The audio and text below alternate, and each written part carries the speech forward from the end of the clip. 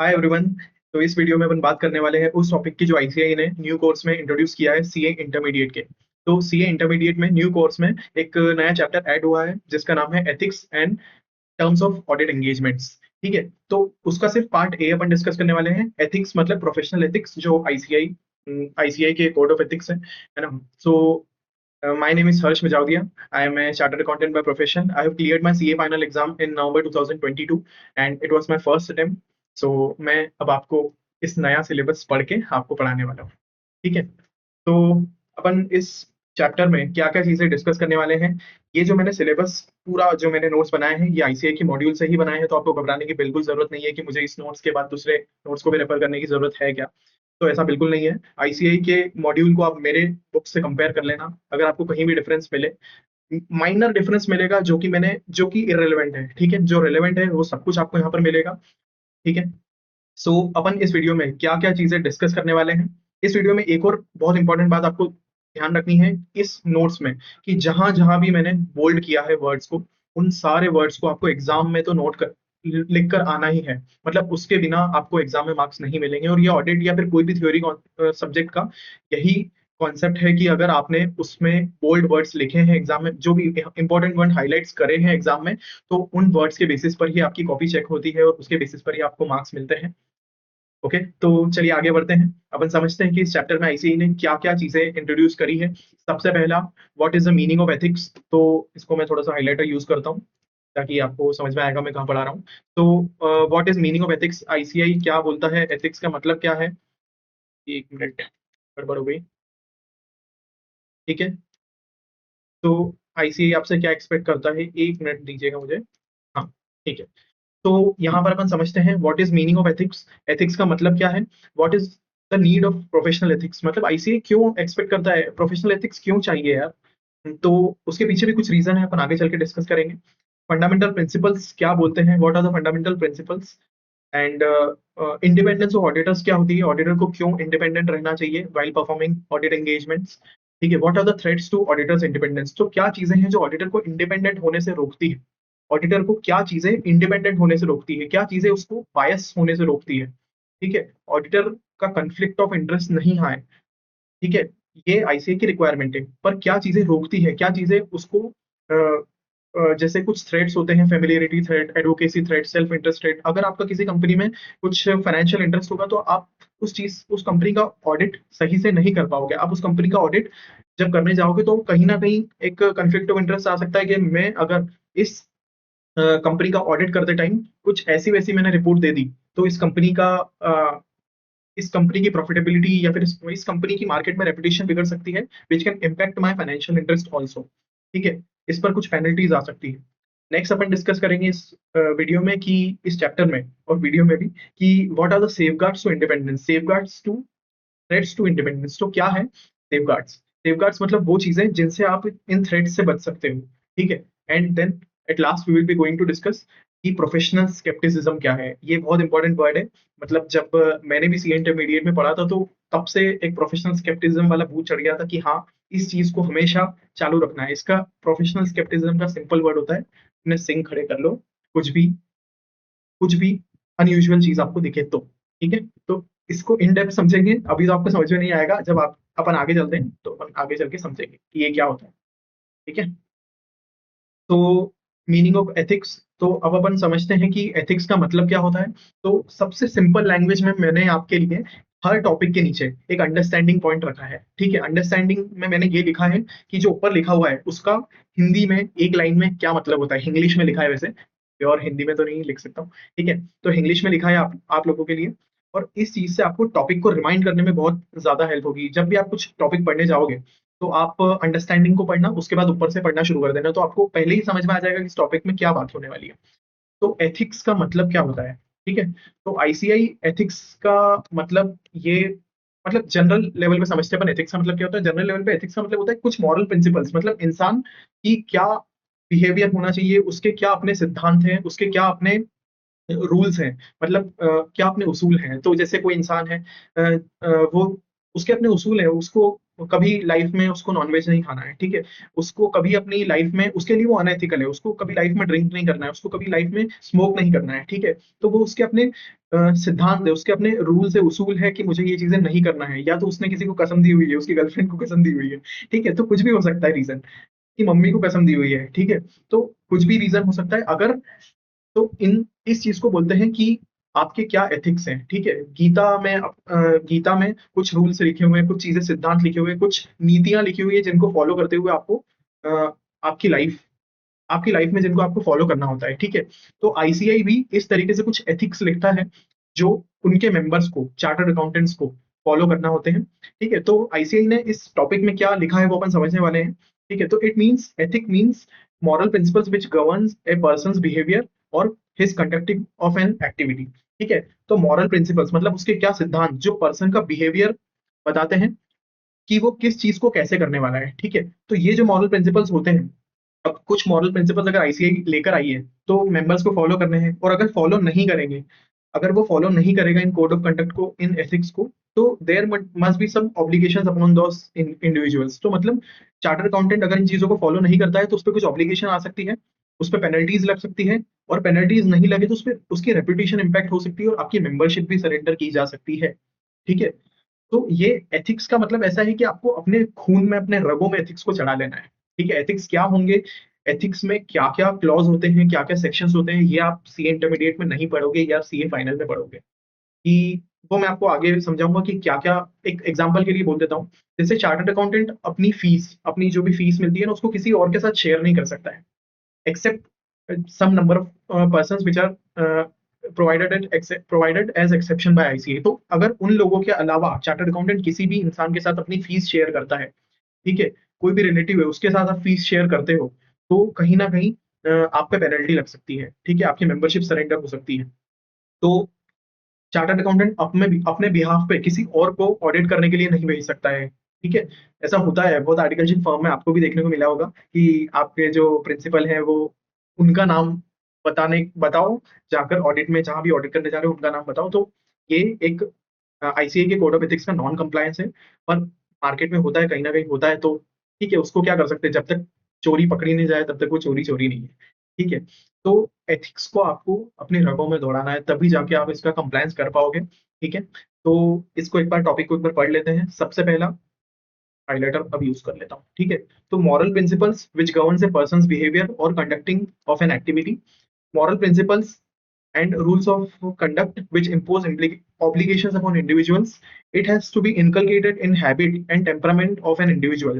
So there is an overall a culture of ethics. ठीक है, मतलब एक एथिक्स का एनवायरनमेंट बन जाना चाहिए, आपके रगों में एथिक्स होना चाहिए। The force has to come to strong, force has to be strong enough to withstand any selfish motive और टेम्पटेशन, मतलब कहीं भी आपको कोई मतलब ही सेल्फिश मोटिव आपका कहीं हो रहा है, तो एथिक्स उसको ओवरराइड कर जाना चाहिए, और आपके उसूल वहां पर आपको देखने चाहिए कि आपको आपका कोड ऑफ कंडक्ट क्या कहता है, आपके मॉरल प्रिंसिपल्स क्या कहते हैं, आपके सिद्धांत क्या कहते हैं।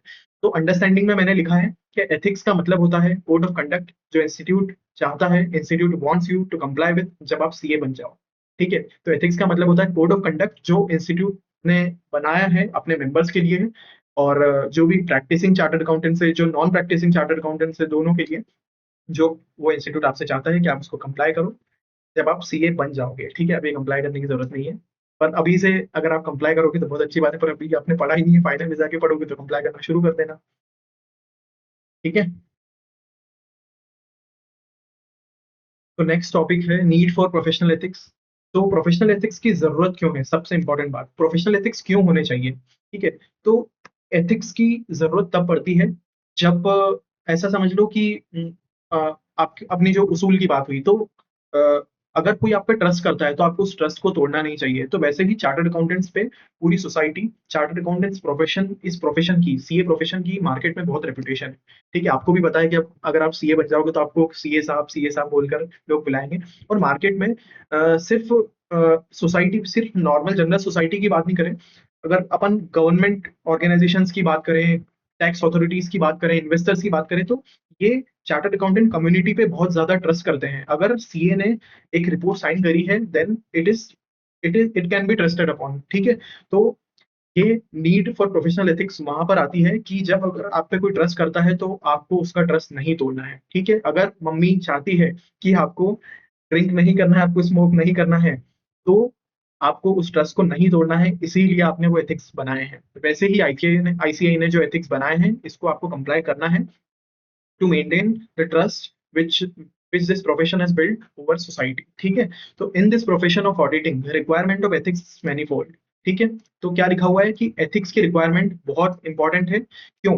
Due to a reason that society in general, government organizations, clients, tax authorities, employees, investors, the business and financial community in particular have reposed tremendous trust in services provided by chartered accountants। ठीक है, तो क्या लिखा हुआ है यहाँ पर कि एथिक्स की रिक्वायरमेंट इसलिए जरूरी है क्योंकि government organisation, tax authorities, employees, investors और बहुत सारे लोग अपनी चार्टर्ड अकाउंटेंट की सिग्नेचर पर ट्रस्ट करते हैं।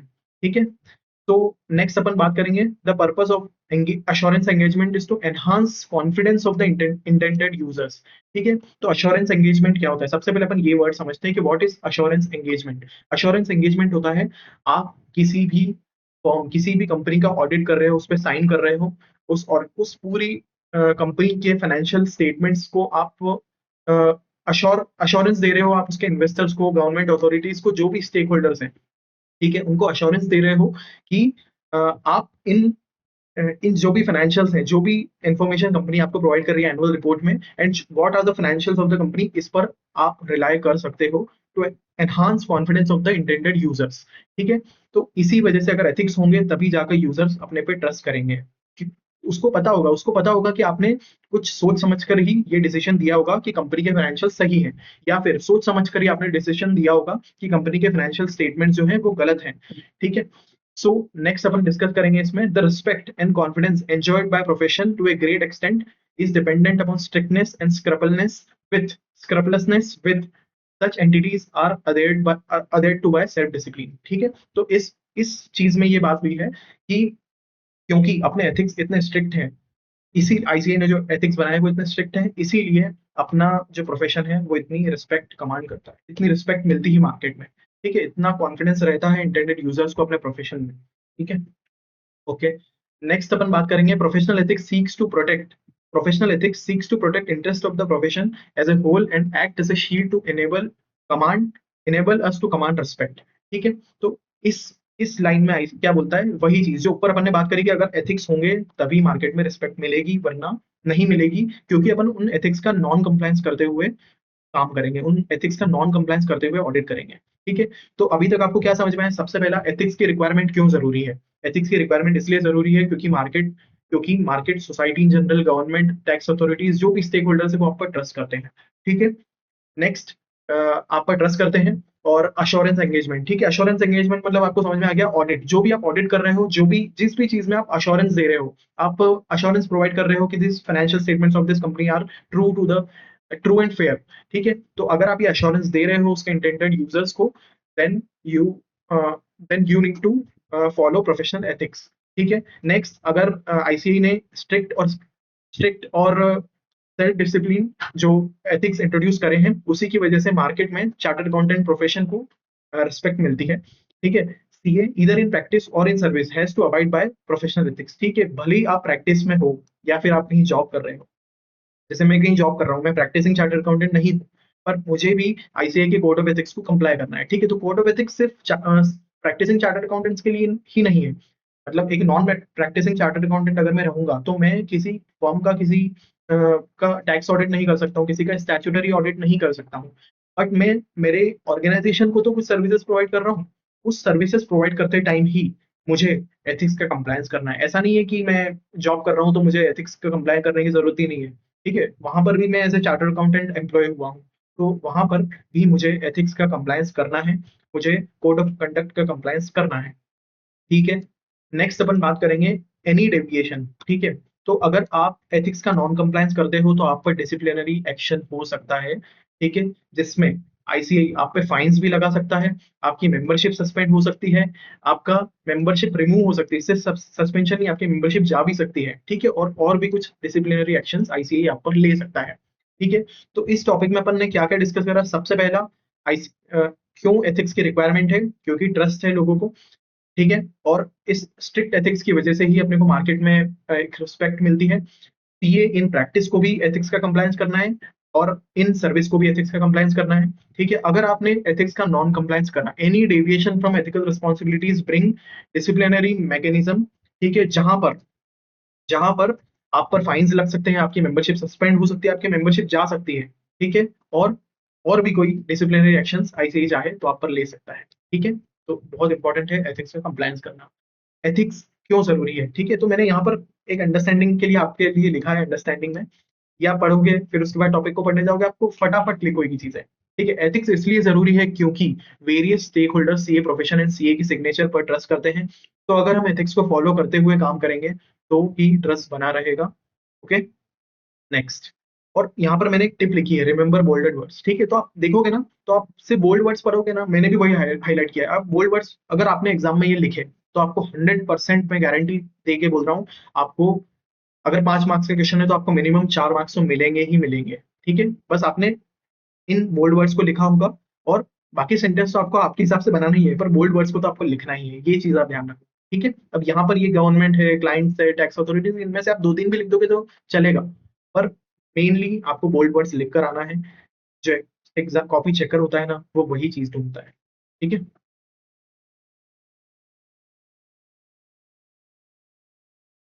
ओके, तो नेक्स्ट टॉपिक। ठीक है, तो मैं ये सोच के आगे बढ़ रहा हूँ कि आपको सब चीजें अभी तक समझ में आई होगी, एथिक्स का मतलब क्या होता है, why there is a need of professional ethics. ठीक है, तो आगे अपन डिस्कस करेंगे what is principle based and what is rule based approach to ethics. ठीक है, तो ये बहुत इंपॉर्टेंट है, ऐसे ही इस पे एक क्वेश्चन आपसे पूछ सकता है, मुझे ऐसा लगता है। ठीक है, तो मैंने इसके आगे इंपॉर्टेंट लिखा है। नेक्स्ट, अब इसमें अपन क्या डिस्कस करने वाले हैं, तो प्रिंसिपल बेस्ड क्या होता है, रूल बेस्ड क्या होता है। ठीक है, तो प्रिंसिपल बेस्ड मतलब होता है कि आप स्पिरिट ऑफ एथिक्स को किस तरीके से फॉलो करते हो। तो ठीक है, तो आपको एथिक्स को स्पिरिट में फॉलो करना है रादर देन रूल बेस्ड। मतलब आपको रूल्स को तो फॉलो करना ही है, पर अगर आपकी स्पिरिट, अगर स्पिरिट ऑफ एथिक्स कहीं ओवरराइड कर जाती है रूल्स को, तो आपको पहले प्रिंसिपल बेस्ड अप्रोच को फॉलो करते हुए आगे बढ़ना है। ठीक है, तो प्रिंसिपल बेस्ड अप्रोच क्या बोलती है? प्रिंसिपल बेस्ड अप्रोच बोलती है, the essence of principal based approach is that it requires compliance with the spirit of ethics. ठीक है, आपकी रगों में जो एथिक्स घुस गया है ना, आपको उसको फॉलो करते हुए चलना है। आपको डिसाइड करना है कि आपके लिए अगर कोई असाइनमेंट है वो एथिकल है या नहीं, आप कुछ काम कर रहे हो वो एथिकल है या नहीं। अगर आपके सिद्धांत बोलते हैं कि वो नॉन एथिकल है, वो अनएथिकल है, तो आपको उसको कंप्लायन नहीं, आपको उसको उसको नहीं करना है, आपको उस काम को नहीं करना है। ठीक है, आपको उस एंगेजमेंट को एक्सेप्ट नहीं करना है।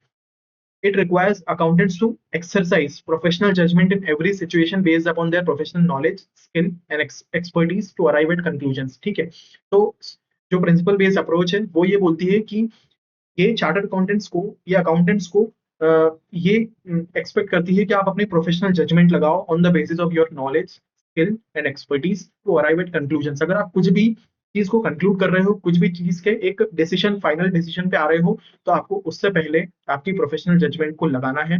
Then you have to decide कि आपका कंक्लूजन क्या होना चाहिए। ठीक है, तो प्रिंसिपल बेस्ड बोलती है एथिकल, रूल बेस्ड होता है लीगल। ठीक है, तो अब अपन रूल बेस्ड अप्रोच को समझेंगे, वो क्या कहती है। Rule based approach strictly follows clearly establish rules. ठीक है, तो इसका मतलब ये हुआ कि अगर कोई फॉर्म, ये फॉर्म स्पेसिफिक रूल्स भी हो सकते हैं और आईसीए के रूल्स भी हो सकते हैं, तो क्लियरली एस्टेब्लिश रूल्स है, उनको तो आपको फॉलो करना ही है। पर अगर जैसे फर्म बेस्ड रूल्स है, एक फर्म के कुछ रूल्स हैं कि उसे इन रूल्स को कंप्लाई करते हुए ऑडिट को करना है, पर एथिक्स उसको ओवरराइड करता है। ठीक है, एथिक्स बोलता है कि स्पिरिट ऑफ एथिक्स कुछ और बोलता है, तो उस केस में आपको प्रिंसिपल बेस्ड अप्रोच को फॉलो करना है। ठीक है, तो it may lead to an narrow outlook and spirit of ethics may be overlooked. ठीक है, स्पिरिट को आप कहीं ना कहीं छोड़ सकते हो while strictly adhering to the rules। further, rule based approach is somewhat rigid।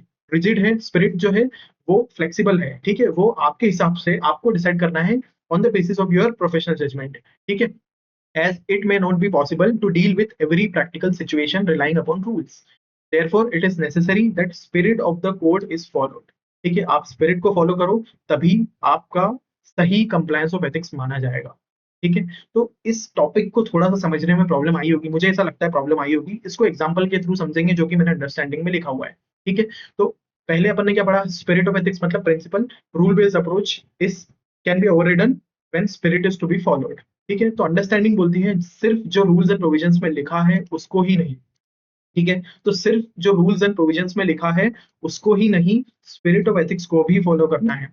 Rule में लिखा है कि कंपनी में शेयर होल्डिंग अगर स्पेसिफाइड लिमिट से ज्यादा है तो आप ऑडिट नहीं कर सकते, ठीक है। तो रूल क्या बोलता है, एक सेक्शन 141, सेक्शन 141 है, क्वालिफिकेशंस एंड डिस्क्वालिफिकेशंस ऑफ ऑडिटर, ये कंपनीज एक्ट 2013 का सेक्शन है, जो बोलता है कि अगर अगर कंपनी में ऑडिटर की शेयर होल्डिंग 1 लाख रुपए से ज्यादा है, फेस वैल्यू अगर 1 लाख रुपए से ज्यादा अगर ऑडिटर कंपनी में होल्ड करता है तो वो उस कंपनी का ऑडिट नहीं कर सकता, ठीक है। वो उस ऑडिट कंपनी का ऑडिट करने में के लिए एलिजिबल नहीं है, वो डिस्क्वालीफाई है, ठीक है। तो रूल में लिखा है कि कंपनी की शेयर होल्डिंग अगर स्पेसिफाइड लिमिट से ज्यादा है तो आप ऑडिट नहीं कर सकते, ये रूल बोलता है। बट अगर आपके प्रिंसिपल्स ये कहते हैं कि आपके फ्रेंड की कंपनी, ठीक है, अब अपन एक फ्रेंड की कंपनी लेंगे, उसमें आपकी कोई शेयर होल्डिंग नहीं है, ठीक है, आपका कोई फाइनेंशियल इंटरेस्ट नहीं है उसमें, तो स्पिरिट बोलता है कि अगर आपके फ्रेंड की कंपनी है, आप ऑडिट उसका करना चाहते हो, तो आपका ओपिनियन कहीं ना कहीं बायस हो सकता है, ठीक है। आप इंडिपेंडेंटली ओपिनियन नहीं दोगे। ओपिनियन क्या होता है ये वर्ड अपन आगे जाके समझेंगे, ओपिनियन क्या होता है, मैं आपको शॉर्ट में समझाने वाला हूँ क्या होता है, ठीक है। तो आपका कहीं ना कहीं ओपिनियन बायस हो सकता है, आप जो ऑडिट करोगे उस ऑडिट में कहीं ना कहीं बायसनेस आ सकती है, क्योंकि वो आपकी फ्रेंड की कंपनी है, ठीक है। Then also you refrain from doing that audit following the spirit of ethics, ठीक है।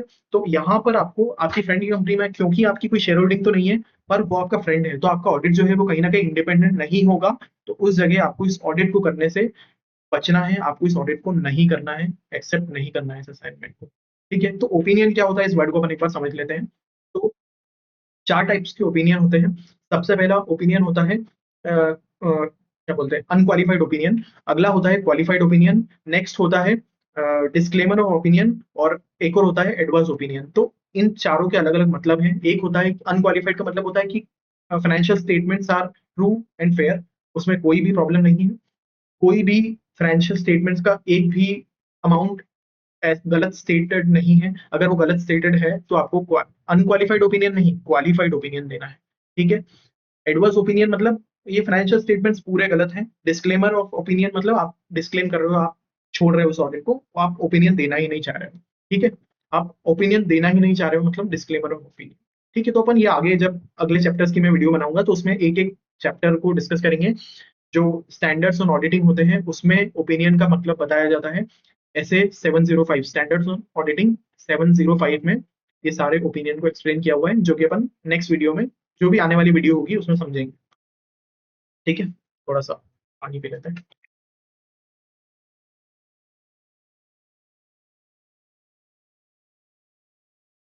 तो अगला टॉपिक अपन समझने वाले हैं, what are the fundamental principles of professional ethics, what are the principle of ethics. तो 5 प्रिंसिपल्स होते हैं, integrity, objectivity, professional competence and due care, confidentiality and professional behaviour, ठीक है। तो इसके लिए मैंने आपके लिए एक निमोनिक बनाया है, आपके सामने लिख भी दिया है। तो पीसी आईपीओ, प्रियंका चोपड़ा की कोई कंपनी है, उसका एक आईपीओ आने वाला है, ठीक है। तो निमोनिक ऐसा ही होता है भाई, उसके पीछे कोई लॉजिक में ढूंढना, ऐसे ही मैं तो ऐसे ही बना के पढ़ता था, मुझे याद भी रहता था। तो वो आपको भी याद रहेगा। तो प्रियंका चोपड़ा की कोई सी कंपनी है जिसका आईपीओ आने वाला है, इनिशियल पब्लिक ऑफर, ठीक है। तो प्रियंका चोपड़ा की कोई कंपनी है जिसका आईपीओ आने वाला है, पीसी आईपीओ। पी मतलब professional competence and due care, C मतलब कॉन्फिडेंशियलिटी, आई मतलब इंटीग्रिटी, पी मतलब प्रोफेशनल बिहेवियर, और ओ मतलब ऑब्जेक्टिविटी, ठीक है। तो इसको आप याद कर लेना, रटना ही पड़ता है भाई ऑडिट में, समझना है उसके बाद रटना है चीजों को, नहीं तो एग्जाम में सिर्फ समझ समझ जाओगे लिख दिया तो फिर मार्क्स नहीं मिलेंगे। रटोगे, कीवर्ड्स लिख कर आओगे तभी मार्क्स मिलेंगे, ठीक है। तो सबसे पहला अपन समझने वाला है इंटीग्रिटी। इंटीग्रिटी क्या होता है, इंटीग्रिटी क्या होता है, ठीक है। तो इंटीग्रिटी मतलब क्या होता है ना, कि आपको कुछ भी ऑडिट कर रहे हो, आप किसी भी असाइनमेंट को एक्सेप्ट कर रहे हो, तो आपको उसमें ऑनेस्टी से काम करना है, आपको उसमें ईमानदारी से काम करना है, ठीक है। आपको कहीं भी कुछ अनफेयर डीलिंग्स में इन्वॉल्व नहीं होना है, ये सबसे इंपॉर्टेंट बात है, ठीक है। कहीं भी किसी फाइनेंशियल स्टेटमेंट्स में कुछ गलत लिखा हुआ है तो उस आपको उससे मतलब उस ऑडिट को, असाइनमेंट को एक्सेप्ट ही नहीं करना है। ये चीजों का आपको सबसे इंपॉर्टेंट ध्यान रखना है, और इसका एक एग्जांपल भी दूंगा मैं आगे चल के, पहले इस टॉपिक को एक बार पढ़ लेते हैं। इंटीग्रिटी होता क्या है। ए professional accountant shell comply with principles of integrity which requires an accountant to be straightforward and honest in all professional and business relationships, ठीक है। तो आपको स्ट्रेट फॉरवर्ड एंड ऑनेस्ट रहना है in all principle all professional and business relationships. ठीक है, तो आप किसी भी असाइनमेंट को एक्सेप्ट करते हो, आपको उसको ऑनेस्टी से काम करना है, सिंपल बात। ठीक है, अगर आपको नहीं जम रहा है वो काम, अगर आपको समझ में आ रहा है कि कहीं ना कहीं अनएथिकल हो सकता है, तो स्ट्रेट अवे मना कर दो। ठीक है, नेक्स्ट बात, आईसीए ऐसा बोलता है, ठीक है, स्ट्रेट अवे मना कर दो, भले आपका नुकसान हो। ठीक है, integrity implies fair dealing and truthfulness. ठीक है, तो इंटीग्रिटी का मतलब होता है आपको फेयर डीलिंग्स में इन्वॉल्व होना है, आपको सच का साथ देना है। ठीक है, झूठी राहों पर नहीं चलना है, क्लियर बात। ठीक है, तो ये प्रिंसिपल बहुत इंपॉर्टेंट है भाई, आपको सच में इसका कंप्लायंस करते हुए ही चलना है, आगे जाके ईमानदार रहोगे तभी लोग आप पर ट्रस्ट करेंगे। ए professional accountant shall not knowingly be associated with reports, सबसे इंपॉर्टेंट लाइन है भैया, पढ़ लेना।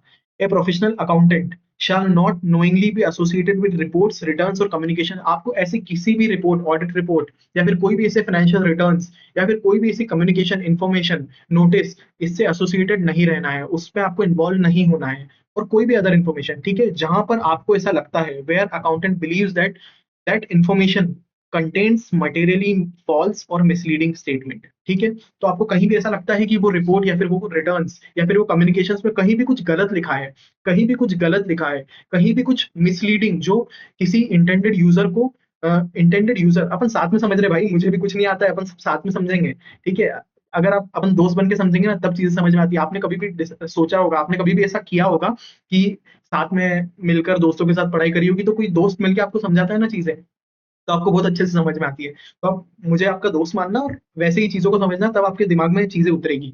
ठीक है, तो क्या बोला है इसमें कि professional accountant shall not knowingly be associated, आपको किसी भी ऐसी रिपोर्ट, रिटर्न्स या कम्युनिकेशन से एसोसिएट नहीं होना है, उन उससे लिंक नहीं होना है, आपका कहीं भी आप इन्वॉल्व नहीं होना चाहिए। जहां पर भी आपको ऐसा लगता है, where the accountant believes that the information contains materially false, कुछ मटेरियली गलत इंफॉर्मेशन उसमें है, या फिर ऐसी मिसलीडिंग स्टेटमेंट है जिससे इंटेंडेड यूजर्स, स्टेक होल्डर्स को हानि हो सकती है, उनको नुकसान हो सकता है। ठीक है, तो इंटेंडेड यूजर्स कौन होते हैं, जो अपन ने ऊपर डिस्कस करे थे, गवर्नमेंट अथॉरिटीज होती है, स्टेक होल्डर्स होते हैं, बैंक या फिर फाइनेंशियल इंस्टीट्यूशन होते हैं, जो कि कंपनी को लोन्स एंड एडवांसेस देते हैं। ठीक है, तो एक एग्जांपल लेता हूं, अगर कोई बैंक है जिस जो 100 करोड़ रुपीस देना चाहती है किसी कंपनी को, 10 करोड़ रुपए देना चाहती है, मतलब देना क्या चाहती है, एक बिजनेस है, मतलब आप ही हो, सपोज ए नाम का पर्सन है, वो बैंक के पास जाता है, बैंक से बोलता है मुझे 10 करोड़ का लोन चाहिए। बैंक बोलती है चार्टर्ड अकाउंटेंट से सीएमए रिपोर्ट, ठीक है, सीएमए रिपोर्ट होती है जो कि फोरकास्टिंग टाइप ऑफ रिपोर्ट रहती है, जिसमें आपके बिजनेस के रेशियोज होते हैं। ठीक है, और अदर फाइनेंशियल इन्फॉर्मेशन रहती है, तो आप उनसे सीए से साइन करवा कर आओ। ठीक है, अगर आप वो रिपोर्ट दे देते हो, देन वी कैन बिलीव, क्योंकि आप पे बैंक और फाइनेंशियल इंस्टीट्यूशन ट्रस्ट कर रहे हैं चार्टर्ड अकाउंटेंट की साइन पर। ठीक है, और अगर आपने उस चीज में, उस रिपोर्ट में कुछ भी गलत लिखा हुआ था, मिसलीडिंग था, मिसलीडिंग फॉर बैंक और फाइनेंशियल इंस्टीट्यूशन, तो आपको ऐसा काम नहीं करना है जिसकी वजह से बैंक या फिर फाइनेंशियल इंस्टीट्यूशन को गलत इन्फॉर्मेशन पहुंचे। ठीक है, तो ये एक एग्जांपल है, आपको याद रहना चाहिए, बैंक या फिर फाइनेंशियल इंस्टीट्यूशन को कुछ गलत इन्फॉर्मेशन देना जो कि आपने साइन करी। ठीक है, ऐसा नहीं होना चाहिए। कंटेन्स स्टेटमेंट्स और इन्फॉर्मेशन प्रोवाइडेड नेग्लिजेंटली। ठीक है, कुछ ऐसे ही कैजुअली अगर कोई स्टेटमेंट या फिर इंफॉर्मेशन उस रिपोर्ट में है, उस रिटर्न में है, कम्युनिकेशन में है, या फिर कुछ ऐसी इंपॉर्टेंट बात जो छोड़ दी या फिर छुपा दी गई, ऑब्सक्योर्स, और ठीक है, तो कंटेन्स स्टेटमेंट्स और इन्फॉर्मेशन प्रोवाइडेड नेग्लिजेंटली, और ओमिट्स और ऑब्सक्योर्स रिक्वायर्ड इन्फॉर्मेशन, वो इन्फॉर्मेशन तो देना जरूरी थी, उसको आपने छुपा लिया या फिर आपसे छूट गई, वेयर सच ओमिशन और ऑब्सक्योरिटी वुड बी मिसलीडिंग। ठीक है, तो सेकंड पॉइंट में क्या लिखा हुआ है, बहुत अच्छे से समझना, उसमें कुछ ऐसी इंफॉर्मेशन है जो आपने कैजुअली मेंशन कर दी है, जो कि मिसलीडिंग हो सकती है, या फिर आपने कुछ इंपॉर्टेंट इंफॉर्मेशन लिखना आप भूल गए। ठीक है, इंपॉर्टेंट इंफॉर्मेशन उस रिपोर्ट, रिटर्न्स या फिर कम्युनिकेशंस में मेंशन नहीं हुई, छूट गई, या फिर आपने जानबूझ के छुपाई। ठीक है, जहां पर वो छुपाना या फिर छूट जाना, वो मिसलीडिंग हो सकता है। ठीक है, तो जहां पर भी आपको ऐसा लगता है कि कुछ भी ऐसी इंफॉर्मेशन छुपाई गई है जो कि मिसलीडिंग हो सकती है,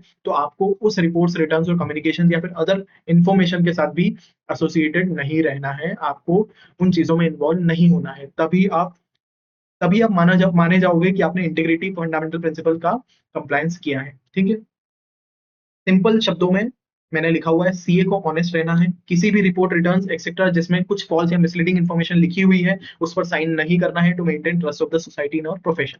ठीक है, तो चार्टर्ड अकाउंटेंट को ऑनेस्ट रहना है, रिपोर्ट्स, रिटर्न्स जिसमें कोई फॉल्स या फिर मिसलीडिंग इन्फॉर्मेशन लिखी हुई है उस पर साइन नहीं करना है, to maintain trust of the society in और profession. Okay, tip, remember bolded words, खत्म बात। नेक्स्ट,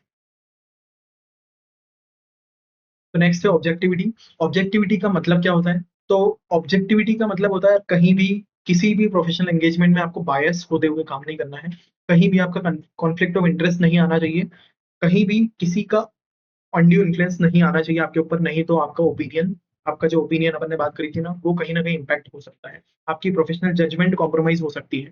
ठीक है, तो principles of objectivity requires an auditor not to compromise professional judgement. Simple. Professional judgement क्या होता है? प्रोफेशनल जजमेंट मतलब वो स्किल, वो एक्सपर्टीज जो आप लगाने वाले हो उस ऑडिट को करते टाइम। ठीक है, तो उस चीज को आप जजमेंट जो लगाने वाले हो, आप जो ऑडिट प्रोसीजर्स लगाने वाले हो, जिन चीजों को कंप्लाई करते हुए आप ऑडिट करोगे, जिन चीजों को अप्लाई करते हुए आप ऑडिट करोगे, उसमें कहीं भी कॉम्प्रोमाइज नहीं होना चाहिए। क्योंकि अगर आपका फ्रेंड होगा, आपका रिलेटिव होगा, उनकी कंपनी का अगर आप ऑडिट करने जाओगे तो कहीं ना कहीं आपका प्रोफेशनल जजमेंट जो है वो कॉम्प्रोमाइज हो सकता है। ठीक है, तो वो कैसे हो सकता है? क्योंकि आप वहां पर कुछ ऐसा गलत ओपिनियन, गलत रिपोर्ट देने से पहले 10 बार सोचोगे। क्यों सोचोगे? क्योंकि आपके व्यवहार बिगड़ सकते हैं, ठीक है, आपके रिलेशन बिगड़ सकते हैं, आपके दोस्त से आपके फ्रेंडशिप बिगड़ सकती है। तो उस जगह आपकी प्रोफेशनल जजमेंट कहीं ना कहीं कॉम्प्रोमाइज हो सकती है। एंड पर आपको इसीलिए उस ऑडिट को एक्सेप्ट ही नहीं करना है, अगर आपको ऐसा लग रहा है कि आपकी ऑब्जेक्टिविटी कॉम्प्रोमाइज हो रही है, आपकी प्रोफेशनल जजमेंट कॉम्प्रोमाइज हो रही है। तो ऑब्जेक्टिविटी समझते हैं फिर से। Principle of objectivity requires an auditor not to compromise professional judgement because of bias, conflict of interest और अनड्यू इन्फ्लुएंस ऑफ अदर्स। ठीक है, तो बायस, कॉन्फ्लिक्ट ऑफ इंटरेस्ट और undue influence of others. Bias का मतलब क्या हुआ, ये आपको पता ही होगा। बायसनेस मतलब कहीं ना कहीं आप इंडिपेंडेंट नहीं रह रहे हो, आप अनबायस हो रहे हो।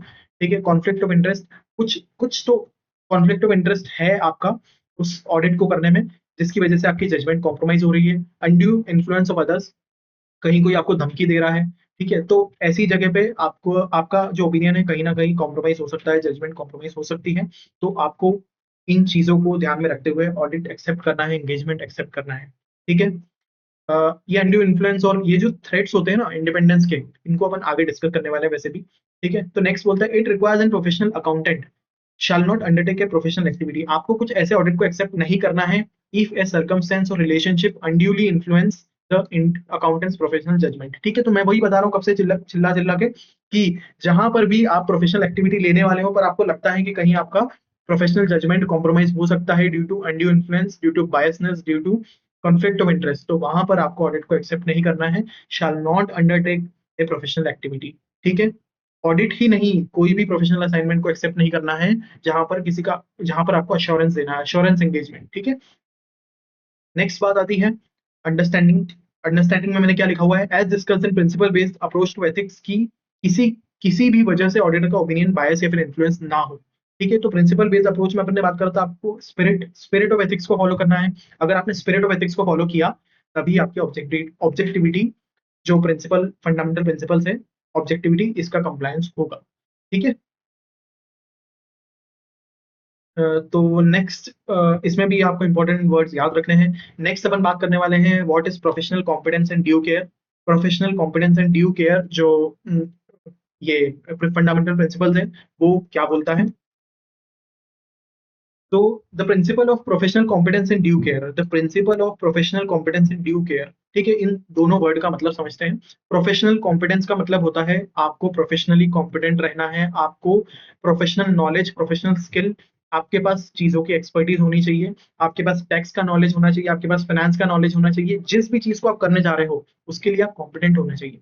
ठीक है, अगर आप उसके लिए कॉम्पिटेंट नहीं हो, अगर आपको रिलेवेंट लॉज एंड रेगुलेशंस नहीं पता है, जो भी लेटेस्ट डेवलपमेंट्स हो रहे हैं मार्केट में, जो भी लेटेस्ट अमेंडमेंट आया है, अमेंडमेंट का मतलब होता है कि कोई लॉ पहले कुछ और था, पर जैसे अपन बजट की बात कर लेते हैं। ठीक है, तो जो लेटेस्ट बजट आया उसमें long term capital gain tax change हो गया, 12.5% हो गया। ठीक है, तो जहां पर भी ऐसे लेटेस्ट डेवलपमेंट्स आ रहे हैं और मानो आपने 10% के हिसाब से एलडीसीजी कैलकुलेट कर लिया, तो क्या होता है उस जगह आपका जो लॉन्ग टर्म कैपिटल गेन है गलत कैलकुलेट हो जाएगा। ठीक है, तो आप वहां पर प्रोफेशनली कॉम्पिटेंट नहीं दिखोगे कि आपको अमेंडमेंट आ गया वो पता ही नहीं और आपने पुराने लॉ के हिसाब से कैलकुलेशन कर दिया, तो ये गलत चीज है। तो इस जगह आपको प्रोफेशनली कॉम्पिटेंट हो ये एक्सपेक्ट किया जाता है, आईसीआई भी एक्सपेक्ट करता है, और सोसाइटी भी आपसे एक्सपेक्ट करती है कि you should be professionally competent and you should be diligent. ठीक है, तो डिलीजेंट क्या होता है, ड्यू केयर क्या होता है, ये अपन आगे जाके पढ़ेंगे नेक्स्ट लाइन में। ठीक है। तो principle of professional competence and due care requires an accountant to attain and maintain. ठीक है, तो आपको नॉलेज लेना है और मेंटेन करते हुए चलना है। ऐसा नहीं है कि आप सीए बन गए, आप सीए बन गए, आपने सारे सब्जेक्ट्स पढ़ लिया, आपने लॉ पढ़ लिया, आपने टैक्सेशन पढ़ लिया, आपने एसएफएम पढ़ लिया, फाइनेंशियल मैनेजमेंट आपने पढ़ लिया, आपने ऑडिट कैसे करना है पढ़ लिया, ठीक है, आपने फाइनेंशियल रिपोर्टिंग पढ़ लिया, किस तरीके से अकाउंटिंग स्टैंडर्ड्स को फॉलो करना है, इन डेज को फॉलो करना है, इंडियन अकाउंटिंग स्टैंडर्ड्स को फॉलो करना है, आपने पढ़ लिया। पर you should also maintain this knowledge. ठीक है, तो accountant to maintain and attain and maintain professional knowledge and skill at a level required to ensure a client. ठीक है, जो आपका क्लाइंट है और एम्प्लॉइंग ऑर्गेनाइजेशन है, मतलब आप जिस कंपनी में जॉब कर रहे हो उसको कॉम्पिटेंट प्रोफेशनल सर्विस मिले। ठीक है, तो इस लाइन को फिर से समझेंगे। Principle of professional competence and due care क्या बोलता है? That requires an accountant to attain and maintain professional knowledge and skill at a level required to ensure that a client or employing organization receive competent professional service। ठीक है, मतलब आप जिस भी company में काम कर रहे हो, आप जिस भी क्लाइंट के लिए सर्विसेज प्रोवाइड कर रहे हो, उसको प्रोफेशनल प्रोफेशनल नॉलेज और स्किल वाली सर्विसेज मिले। आपको प्रोफेशनल नॉलेज से, प्रोफेशनल कॉम्पिटेंस से उसको सर्विसेज प्रोवाइड करनी है। ठीक है, तभी जाके आप एक प्रोफेशनल चार्टर्ड अकाउंटेंट माने जाओगे, वरना ऐसे अनअपडेटेड चार्टर्ड अकाउंटेंट्स तो बहुत घूमते हैं मार्केट में, और अकाउंटेंट्स, अदर अकाउंटेंट्स भी बहुत घूमते हैं मार्केट में। ठीक है, तो based on current technical and professional standards and relevant legislation. ठीक है, इसका मतलब क्या है? ये पूरा एक सेंटेंस है, मैंने इसके टुकड़े कर दिए, आपको थोड़ा पॉइंटर फॉर्म में अच्छे से याद करने में आएगा। तो फिर से समझते हैं। Principle of professional competence and due care requires an accountant to attain and maintain professional knowledge and skill so that a client or employing organization receive competent professional service based on current technical and professional standards and relevant legislation। ठीक है, तो जो भी technical और professional current जो standard चल रहे हैं, करंट लॉज एंड रेगुलेशन है, उनका कंप्लायंस करते हुए आपको उसको सर्विसेज प्रोवाइड करनी है। एंड अब नेक्स्ट पार्ट शुरू होता है ड्यू केयर वाला। And act diligently. ठीक है, आपको डिलीजेंट रहना है, आपको केयरफुल रहना है, आपको एक रिस्पॉन्सिबिलिटी के साथ काम करना है। And act diligently in accordance with applicable technical and professional standards. ठीक है, तो डिलीजेंट का मतलब क्या होता है? जो मैंने बताया कि रिस्पॉन्सिबल रहना है, आपको केयरफुली काम करना है। Includes responsibility to act carefully, thoroughly and on a timely basis. ठीक है, आपको रिस्पॉन्सिबली काम करना है, थॉरोली काम करना है, and on a timely basis काम करना है, in accordance with the requirement of an assignment. तो अगर आपको कुछ काम दिया गया, उसकी रिक्वायरमेंट है कि आपको 2 महीने में उस काम को कंप्लीट करना है, तो आपको उस काम को कंप्लीट करना है। आपको रिस्पॉन्सिबिलिटी से उस काम को कंप्लीट करना है, और आपको ध्यान से उस काम को कंप्लीट करना है, केयरफुली करना है। इन चीजों का मतलब होता है, अगर आप इन चीजों का कंप्लायंस करते हुए उस असाइनमेंट को करते हो, then you have worked diligently upon that assignment. ठीक है, तो दो चीजों की बात हुई, प्रोफेशनल कॉम्पिटेंस एंड डिलीजेंस। ठीक है, तो professional competence and due care, due care का मतलब डिलीजेंटली आपको काम करना है, केयरफुली काम करना है। ठीक है, तो इसके एक अंडरस्टैंडिंग पॉइंट ऑफ व्यू से इसको बहुत इंपॉर्टेंट है भैया, याद कर लेना। और इस चीज का कंप्लायंस करना, देखो आप चीजों का कंप्लायंस करना शुरू कर दोगे ना, चीजों को कंप्लाई करना शुरू कर दोगे ना, आपको चीजें याद रहेगी, बस उसकी लैंग्वेज को रखना पड़ेगा। ठीक है, तो सीए को डिलीजेंट रहना है, अपडेटेड रहना है सारे अमेंडमेंट्स एंड डेवलपमेंट से, ताकि वो अपने क्लाइंट या फिर अपने एम्प्लॉयर को प्रोफेशनल सर्विसेज प्रोवाइड कर सके इन a timely and responsible manner. ठीक है, तो सिंपल लैंग्वेज में लिखा है यार, आपके लिए इतनी मेहनत करी है, आपको चीजों को याद करने में बहुत आसानी होगी। ठीक है, तो सीए को डिलीजेंट रहना है, अपडेटेड रहना है, ताकि वो अपने क्लाइंट या फिर एम्प्लॉयर को कॉम्पिटेंट प्रोफेशनल सर्विसेज दे पाए in a timely and responsible manner. Okay, तो अभी तक अपन ने डिस्कस कर लिया था professional competence and due care तक। ठीक है, तो professional competence and due care, अब एक इंटीग्रिटी जो अपन ने फंडामेंटल प्रिंसिपल समझा था, उस फंडामेंटल प्रिंसिपल में आपको एक एग्जांपल देना चाहता हूँ, एक रियल लाइफ केस स्टडी है। रिसेंटली आपको एक न्यूज देखने को पढ़ने को मिली होगी कि केपीएमजी के 2 पार्टनर्स को डिबार कर दिया है फ्रॉम ऑडिटिंग, एंड ऑल्सो उनकी मेंबरशिप भी सस्पेंड कर दी गई है, और उनको हैवी पेनल्टी चार्ज की है। और वो दोनों जो पार्टनर्स थे, उन पार्टनर्स को क्यों डिबार किया गया? क्योंकि उन्होंने cafe coffee day, CCD enterprises की जो रिपोर्ट थी ना, एनुअल रिपोर्ट, ऑडिट रिपोर्ट, उसको उसमें कुछ भी गलत नहीं मेंशन किया था, पर उसमें फाइनेंशियल स्टेटमेंट उसके मिसस्टेटेड थे। उसके सीसीडी के फाइनेंशियल स्टेटमेंट्स जो थे वो मिसस्टेटेड थे 2018 के। तो उसके पीछे क्या रीजन था? मतलब उन्होंने कुछ लोन्स एंड एडवांसेस बताया हुआ था to the related parties, but वो लोन्स एंड एडवांसेस अल्टीमेटली एक डाइवर्शन ऑफ फंड्स के रूप में पता चले बाद में, जिसकी वजह से जो दोनों चार्टर्ड अकाउंटेंट्स थे उन पे नेशनल फाइनेंशियल रिपोर्टिंग अथॉरिटी, नफरा, इसने उन पे हेवी पेनल्टी लगाई, और उनकी मेंबरशिप भी सस्पेंड कर दी गई है कुछ टाइम के लिए। तो 5 साल और 10 साल के लिए, तो बहुत हैवी नॉन कंप्लायंस जब आप करते हो ना एथिक्स का, तो बहुत हैवी पेनल्टीज लगती है। तो ये इंटीग्रिटी ही वो एक रीजन था। इंटीग्रिटी का ही नॉन कंप्लायंस था। ये फंडामेंटल प्रिंसिपल बहुत इंपॉर्टेंट है, क्योंकि इसमें क्लियरली लिखा है यार, अगर मिसलीडिंग स्टेटमेंट है, मटेरियली फॉल्स इन्फॉर्मेशन आप बता रहे हो किसी रिपोर्ट में, तो ऑब्वियस सी बात है यार। तो इसलिए आपको कंप्लायंस तो करना ही है हर फंडामेंटल प्रिंसिपल का एंड कोड ऑफ कंडक्ट का, कोड ऑफ एथिक्स का। ठीक है, तो अब नेक्स्ट फंडामेंटल प्रिंसिपल हम समझने वाले हैं confidentiality. Confidentiality principle requires a professional accountant to respect the confidentiality of information. ठीक है, तो कॉन्फिडेंशियलिटी का मतलब क्या होता है? कॉन्फिडेंशियलिटी का मतलब होता है गोपनीयता। गोपनीयता मतलब आपको चीजें सीक्रेट रखनी है, सिंपल सी बात है। ठीक है, तो आपको इधर की बात उधर नहीं करनी है। साधारण शब्दों में समझे तो आपको इधर की बात उधर नहीं करनी है। आपको किसी भी क्लाइंट की इन्फॉर्मेशन, किसी भी कंपनी की इन्फॉर्मेशन, आपके एम्प्लॉइंग ऑर्गेनाइजेशन की इन्फॉर्मेशन आपको कहीं दूसरे को नहीं डिस्क्लोज करना है। You should maintain confidentiality of information acquired as a result of your professional or business relationships। ठीक है, तो confidentiality principle requires a professional accountant to respect the confidentiality of information acquired as a result of professional or business relationships। ठीक है, तो confidentiality का main purpose ही है कि आपको किसी चीज को यहाँ से वहां, किसी एक जगह से दूसरी जगह इन्फॉर्मेशन नहीं जानी चाहिए, भले ही वो एक क्लाइंट, प्रोफेशनल अकाउंटेंट के क्लाइंट की इन्फॉर्मेशन हो या फिर किसी एम्प्लॉइंग ऑर्गेनाइजेशन की इन्फॉर्मेशन हो। मतलब मैं आज किसी कंपनी में जॉब कर रहा हूँ या फिर मैं किसी क्लाइंट के लिए काम कर रहा हूँ, ना तो मैं इसकी इन्फॉर्मेशन किसी और को डिस्क्लोज करूंगा, ना मैं मेरी कंपनी जहां पर मैं जॉब करता हूँ, बिग फोर हो या फिर कोई भी इंडस्ट्री में कोई भी कंपनी हो जहां पर आप जॉब करते हो, वहां की इन्फॉर्मेशन आपको किसी और के साथ शेयर नहीं करना है। कॉन्फिडेंशियल इन्फॉर्मेशन शेयर नहीं करना है। जो पब्लिकली अवेलेबल है उसको नहीं शेयर करके उसको छुपा के क्या ही कर लोगे। ठीक है, तो ऐसा है कि इंफॉर्मेशन, ठीक है, तो इस सेंटेंस को अपन पढ़ेंगे, confidentiality serves the public interest. ठीक है, because it facilitates the free flow of information from professional accountants client और employing organisation to the accountant with the understanding. ठीक है, तो वो क्या सोच रहा है, with the understanding that information will not be disclose to a third party. ठीक है, प्रोफेशनल अकाउंटेंट का क्लाइंट या फिर एम्प्लॉइंग ऑर्गेनाइजेशन से इन्फॉर्मेशन जाती है चार्टर्ड अकाउंटेंट, प्रोफेशनल अकाउंटेंट के पास, ये सोच के, ये अजम्पशन से कि आप इस इन्फॉर्मेशन को कहीं भी डिस्क्लोज नहीं करोगे किसी थर्ड पार्टी को। ठीक है, तो कॉन्फिडेंशियलिटी आपको मेंटेन करना है। हाउएवर, कब आप कॉन्फिडेंशियलिटी का ब्रीच कर सकते हो? ठीक है, तो इसको ब्रीच नहीं माना जाएगा, पर आप कब इसको ओवरराइड कर सकते हो, इस जो कॉन्फिडेंशियलिटी वाले प्रोविजन को? तो हाउएवर सच कॉन्फिडेंशियल इन्फॉर्मेशन में be disclose. Confidential information disclose कर सकते हो आप कहां पर? जब लॉ रिक्वायर करता है, when it is required by law. जब भी किसी लॉ के कंप्लायंस के लिए आपको उस कॉन्फिडेंशियल इन्फॉर्मेशन को डिस्क्लोज करना पड़े तो आप कर सकते हो। या फिर तीन चीजें हैं देखो, सबसे पहला तो आप तब डिस्क्लोज कर सकते हो जब when it is required by law. Second, when it is permitted by law. ठीक है, लॉ परमिट करता है, and authorise by the client और एम्प्लॉयर। ठीक है, तो दोनों बातें हैं। सबसे पहला when it is required by law, second is when it is permitted by law. Law permit करता है, ऐसा नहीं है कि लॉ रेस्ट्रिक्ट करता है, लॉ परमिट करता है, और आपने आपके क्लाइंट एंड आपके एम्प्लॉइंग ऑर्गेनाइजेशन दोनों आपको अलाउ कर देते हैं, आपको ऑथोराइज कर देते हैं कि you may disclose, you can disclose. ठीक है, and there is a professional duty और राइट टू डिस्क्लोज। ठीक है, तो समझना, मतलब कॉन्फिडेंशियल इन्फॉर्मेशन एक तो लॉ रिक्वायर कर रहा है, डिस्क्लोज करो। जहां पर लॉ परमिट कर रहा है, क्लाइंट आपको ऑथराइज कर रहा है, एम्प्लॉयर आपको ऑथराइज कर रहा है, यू कैन डिस्क्लोज। और जहां पर आपकी प्रोफेशनल ड्यूटी बनती है, आपको डिस्क्लोज करना पड़ेगा। जैसे पीयर रिव्यूअर, तो पीयर रिव्यू एक टर्म होती है, आप समझोगे, दो फर्म्स होती है ना चार्टर्ड अकाउंट में, सीए प्रैक्टिसिंग फर्म्स। ये प्रैक्टिसिंग फर्म्स का पीयर रिव्यू होता है। पीयर रिव्यू मतलब कोई पीयर आपका आकर रिव्यू करेगा, मतलब वो भी कोई प्रैक्टिसिंग फर्म है जो कि इम्पैनल्ड है with ICAI as a peer reviewer. तो उस आपकी फर्म किसी और का पीयर रिव्यू करेगी, वो दूसरी फर्म आकर आपकी फर्म का पीयर रिव्यू करेगी। तो पीयर रिव्यूअर जब किसी क्लाइंट की इन्फॉर्मेशन मांगता है, तो आपको आपकी प्रोफेशनल ड्यूटी बनती है, आप उस चीज को डिस्क्लोज कर सकते हो।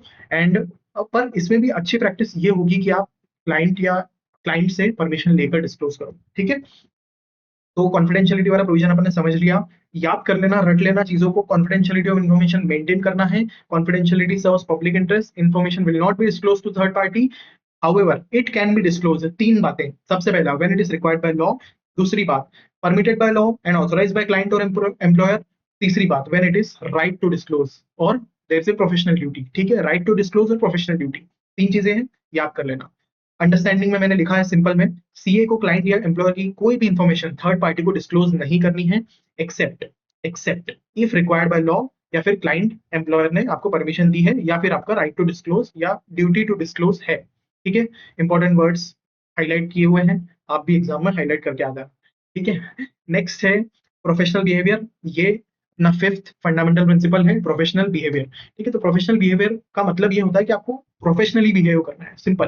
प्रोफेशनली आप बिहेव करोगे तभी आप एक चार्टर्ड अकाउंटेंट कहलाने के लायक हो। ठीक है, तो एक एग्जाम्पल लेता हूँ, मतलब मुझे ऐसा लगता है, आई पर्सनली फील कि कहीं भी आपकी किसी से लड़ाई हो जाती है, किसी से झगड़ा हो जाता है, या फिर कुछ ऐसे डिस्प्यूट में आप इन्वॉल्व हो जाते हो, तो ये चीज ध्यान रखो कि आप वहां पर आप एक चार्टर्ड अकाउंटेंट इंस्टीट्यूट से एसोसिएटेड हो, आप चार्टर्ड अकाउंटेंट हो, ये चीज आप वहां पर डिस्क्लोज मत करो।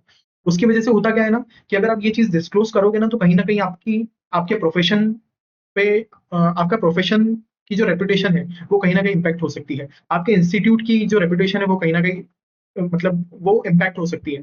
तो मुझे ऐसा लगता है पर्सनली कि ऐसी कुछ जगह जहाँ सेंसिटिव है वहां पर अपना प्रोफेशन डिस्क्लोज मत करो। ठीक है, तो ये जो है फंडामेंटल प्रिंसिपल ये भी यही बोलता है कि it requires an accountant to comply with the relevant laws and regulations and avoid any conduct that an accountant knows और should know might discredit to the profession. ठीक है, तो ऐसी कुछ भी कंडक्ट या फिर ऐसे कोई भी लॉ एंड रेगुलेशन का नॉन कंप्लायंस नहीं करना है, ऐसा कुछ कंडक्ट नहीं करना है, ऐसी कुछ चीज हरकत नहीं करनी है, और ऐसे कोई लॉज एंड रेगुलेशंस का नॉन कंप्लायंस नहीं करना है जिसकी वजह से आपके इंस्टीट्यूट की, आपके प्रोफेशन की, ठीक है, आप जो चार्टर्ड अकाउंटेंट हो, आपके प्रोफेशन और आपके इंस्टीट्यूट की रेपुटेशन इंपैक्ट हो सकती है। ठीक है, तो ए professional accountant shall not knowingly engage in any employment, occupation और एक्टिविटी जो इंपेयर कर सकती है, दैट इंपेयर्स और माइट इंपेयर। ठीक है, इंपेयर कर सकती है या फिर इंपेयर कर सकती है, ठीक है, आपकी इंटीग्रिटी, ऑब्जेक्टिविटी और good reputation of the profession. ठीक है, मॉड्यूल की लैंग्वेज है एज इट इज। ठीक है, मैंने कुछ भी नहीं लिखा, मैंने सिर्फ नीचे अंडरस्टैंडिंग अंडरस्टैंडिंग वाली चीज लिखी है।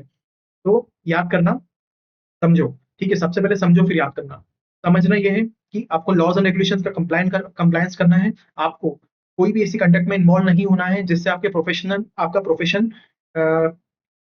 which may discredit the profession, or professional accountant shall not knowingly engage in any employment, occupation or activity that impairs or might impair the integrity। ठीक है, आप ईमानदार हो इस चीज पे सवाल उठे, ठीक है, आप बायस हो इस चीज पे सवाल उठे, आप अनबायस हो इस चीज पे सवाल उठे, मतलब कि आप कहीं ना कहीं आप बायस हुए हो, या फिर आपकी गुड रेपुटेशन जो है वो इम्पैक्ट हो जाए प्रोफेशन की। ठीक है, तो आपको इस चीज का ध्यान रखना है कि चार्टर्ड अकाउंटेंट को ऐसा कुछ भी काम नहीं करना है जिससे सीए इंस्टीट्यूट या प्रोफेशन की रेपुटेशन पर सवाल उठे, सिंपल।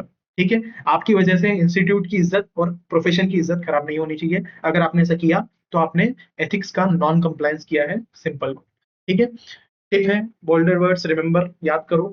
ठीक है, तो अब यहाँ पर आईसीआई के ही टेस्ट अंडरस्टैंडिंग दिए हुए थे, तो मैंने मॉड्यूल से एज इट इज कॉपी कर ली है आपकी प्रैक्टिस के लिए। ठीक है, तो एक सॉल्व कर लेते हैं अपन।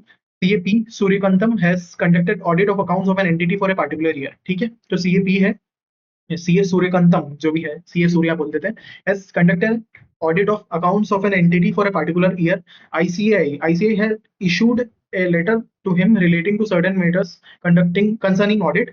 He did not even bother to reply to the letter despite reminders। ठीक है, आईसीआई ने बहुत सारे उसको रिमाइंडर्स भेजे पर उसने उस लेटर का रिप्लाई नहीं करा। Discuss which fundamental principle governing professional ethics is disregarded by him.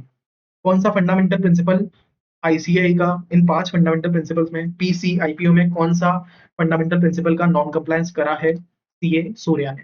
ठीक है, तो सोचो सोचो। तो सबसे पहले अपन डिस्कस कर लेते हैं ना, मतलब अपन पढ़ते हैं प्रोफेशनल बिहेवियर, क्या प्रोफेशनली बिहेव किया है उसने। तो हाँ, प्रोफेशनली बिहेव तो नहीं किया है यार उसने। एक तो ये हो सकता है प्रोफेशनल बिहेवियर। ठीक है, कॉन्फिडेंशियलिटी वाली बात है क्या यहाँ कहीं, तो नहीं, कॉन्फिडेंशियलिटी वाली बात तो नहीं है। Professional competence and due care वाली बात है क्या, तो professional competence and due care वाली बात कहीं ना कहीं हो सकती है कि उसने डिलीजेंटली चीज को, काम को नहीं किया, पर यहाँ पर जनरली क्लाइंट और एम्प्लॉयर को लेके बात होती है। ठीक है, तो professional competence and due care आपको क्लाइंट के प्रति रहना है। ठीक है, तो यहाँ पर उसने डिलीजेंट टाइमली मैनर में रिस्पॉन्स नहीं दिया, ये चीज क्लाइंट का असाइनमेंट के रिगार्डिंग बात होती है, तो यहाँ पर आईसीआई वाली बात नहीं आएगी। ऑब्जेक्टिविटी तो कहीं बायसनेस वाली बात तो है नहीं, और इंटीग्रिटी वाली बात भी नहीं आती। तो मुझे ऐसा लगता है कि यहाँ पर आईसीआई ने कोई आंसर तो दिया नहीं है, पर अपन डिस्कस करके इसको सॉल्व करते हैं। तो प्रोफेशनल बिहेवियर फंडामेंटल प्रिंसिपल है जिसका नॉन कंप्लायंस हुआ है यहाँ पर। ठीक है, नेक्स्ट है test your understanding two. A chartered accountant in practice issued a certificate showing original cost of plant and machinery installed in a premises of a client ₹9 crore. ठीक है, तो 9 करोड़ का जो प्लांट एंड मशीनरी है उसका सर्टिफिकेट इशू किया chartered accountant ने to save some regulatory fees for his client. कुछ प्लांट एंड मशीनरी है जिसपे कुछ रेगुलेटरी फीस लगने वाली थी, चार्टर्ड अकाउंटेंट से सर्टिफिकेट इशू करवा लिया कि मेरी असेट है, मेरी प्लांट एंड मशीनरी है, वो 9 करोड़ रुपीस की ही है। ठीक है। तो however the original cost of the plant and machinery was ₹15 crore. देखो अब यहाँ पर गलत इन्फॉर्मेशन पे, जो क्लाइंट की गलत इन्फॉर्मेशन थी उस पर ऑडिट चार्टर्ड अकाउंटेंट ने सर्टिफिकेट इश्यू कर दिया, which fundamental principle governing professional ethics is violated in this case. Simple है भाई, गलत information, materially false information, material है भैया 15 करोड़ और 9 करोड़, तो 6 करोड़ का डिफरेंस है। यहाँ पर इंटीग्रिटी फंडामेंटल प्रिंसिपल का नॉन कंप्लायंस हुआ है। ठीक है, तो यहाँ पर आप इंटीग्रिटी फंडामेंटल प्रिंसिपल को कोट करते हुए फैक्ट्स ऑफ द केस लिखो एंड देन आप मेंशन करो कि इस वजह से ये फंडामेंटल प्रिंसिपल का नॉन कंप्लायंस हुआ है and there is an non compliance of ICAI professional ethics. ठीक है, नेक्स्ट टॉपिक हम डिस्कस करेंगे इंडिपेंडेंस ऑफ ऑडिटर्स। तो इंडिपेंडेंस में अपन डिस्कस करेंगे कि व्हाट इज इंडिपेंडेंस। इंडिपेंडेंस मतलब अनबायस। ठीक है, इंडिपेंडेंस मतलब इंटीग्रिटी से काम करना। ठीक है, इंडिपेंडेंट होकर काम करना, किसी चीज पे डिपेंडेंट नहीं होना, किसी में कॉन्फ्लिक्ट ऑफ इंटरेस्ट नहीं आना चाहिए, कहीं पे भी ऑब्जेक्टिविटी कॉम्प्रोमाइज नहीं होनी चाहिए। ऑडिटर का जो कंक्लूजन देगा, ऑडिटर ओपिनियन देगा, वो कहीं भी इम्पैक्ट नहीं होना चाहिए। Auditor should professionally apply is professional judgement. ठीक है, ऑडिटर को अपनी कॉम्प्रोमाइज नहीं करनी है प्रोफेशनल जजमेंट को कहीं से कहीं तक, किसी भी केस में। ठीक है, तो इंडिपेंडेंस ऑफ ऑडिटर में अपन समझेंगे कि अ, आगे क्या एक्सप्लेन आईसीआई क्या बोलता है। Integrity and independence are essential characteristics of all the professions but are more essential in accountancy profession. ठीक है, तो इंटीग्रिटी, इंटीग्रिटी अपन ने समझ लिया क्या होता है, ईमानदारी। और इंडिपेंडेंस, ठीक है, आपको इंडिपेंडेंट होकर काम करना है, तभी जाकर आप सही ओपिनियन दे पाओगे टू इंटेंडेड यूजर्स। ठीक है, तो आपको क्यों इंडिपेंडेंट और इंटीग्रिटी बहुत जरूरी है अकाउंटेंसी प्रोफेशन के लिए। Independence implies that a judgment of a person is not subordinate to the wishes or direction of the another person who might have engaged him, or to his self own interest। ठीक है, तो independence का मतलब ये होता है, independence ये बोलती है कि कहीं भी आपकी जजमेंट, आप जो चीजों को सोच समझ कर आप ओपिनियन दे रहे हो, आप कंक्लूजन दे रहे हो, आप बता रहे हो कि ये सही है या गलत है, आप उस चीज को बताते टाइम आपका जजमेंट कहीं भी कॉम्प्रोमाइज नहीं होना चाहिए ड्यू टू किसी और के डायरेक्शन पे, due to direction of any other person, some other person जिसने आपको एम्प्लॉय किया है, जिसने आपको एंगेज किया है उस एंगेजमेंट में, जिसने आपको एंगेज किया है उस ऑडिट में, या फिर आपकी आपके खुद के पर्सनल इंटरेस्ट की वजह से।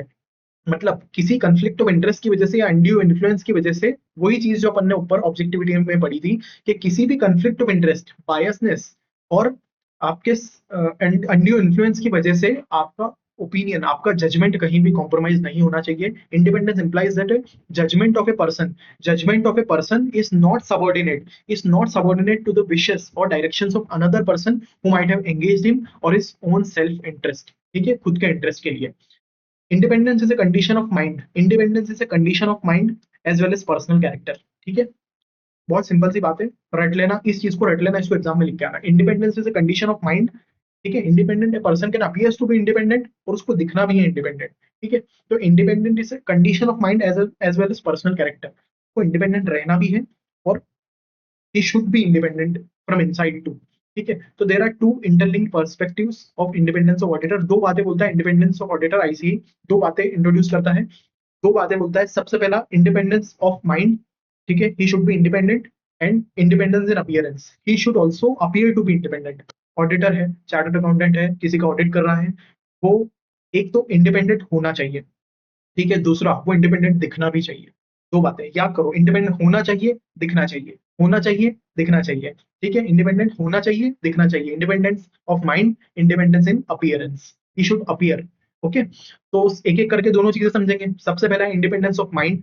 तो इंडिपेंडेंस ऑफ माइंड क्या होता है, उसको इंडिपेंडेंट दिखना है। ठीक है, उसको कहीं भी अपनी इंटीग्रिटी ऑब्जेक्टिविटी को कॉम्प्रोमाइज नहीं करना है। ठीक है, अपना प्रोफेशनल जजमेंट को कॉम्प्रोमाइज नहीं करना है। तो समझेंगे आईसीआई ने क्या लिखा है, state of mind that permits the provision of an opinion. ठीक है, वो स्टेट ऑफ माइंड, इंडिपेंडेंसी वो स्टेट ऑफ माइंड है जो परमिट करता है आपको ऐसा ओपिनियन प्रोवाइड करने के लिए without being affected by influences that compromise professional judgement, जहां पर आपकी प्रोफेशनल जजमेंट कॉम्प्रोमाइज हो जाए। ठीक है, तो इंडिपेंडेंस ऑफ माइंड आपको प्रिवेंट करता है कि आपका प्रोफेशनल जजमेंट कहीं भी कॉम्प्रोमाइज ना हो और आप अनइन्फ्लुएंस ओपिनियन प्रोवाइड कर सके, allowing an individual to act with integrity, objectivity, exercise objectivity and professional scepticism. ठीक है, तीन टर्म्स है, आई आईपीओ, आईपीओ, यहाँ पर आईपीओ चेंज हो गया भैया, वहां पर अलग था, वहां पर professional competence and new care था, यहाँ पर प्रोफेशनल स्केप्टिसिज्म आ गया।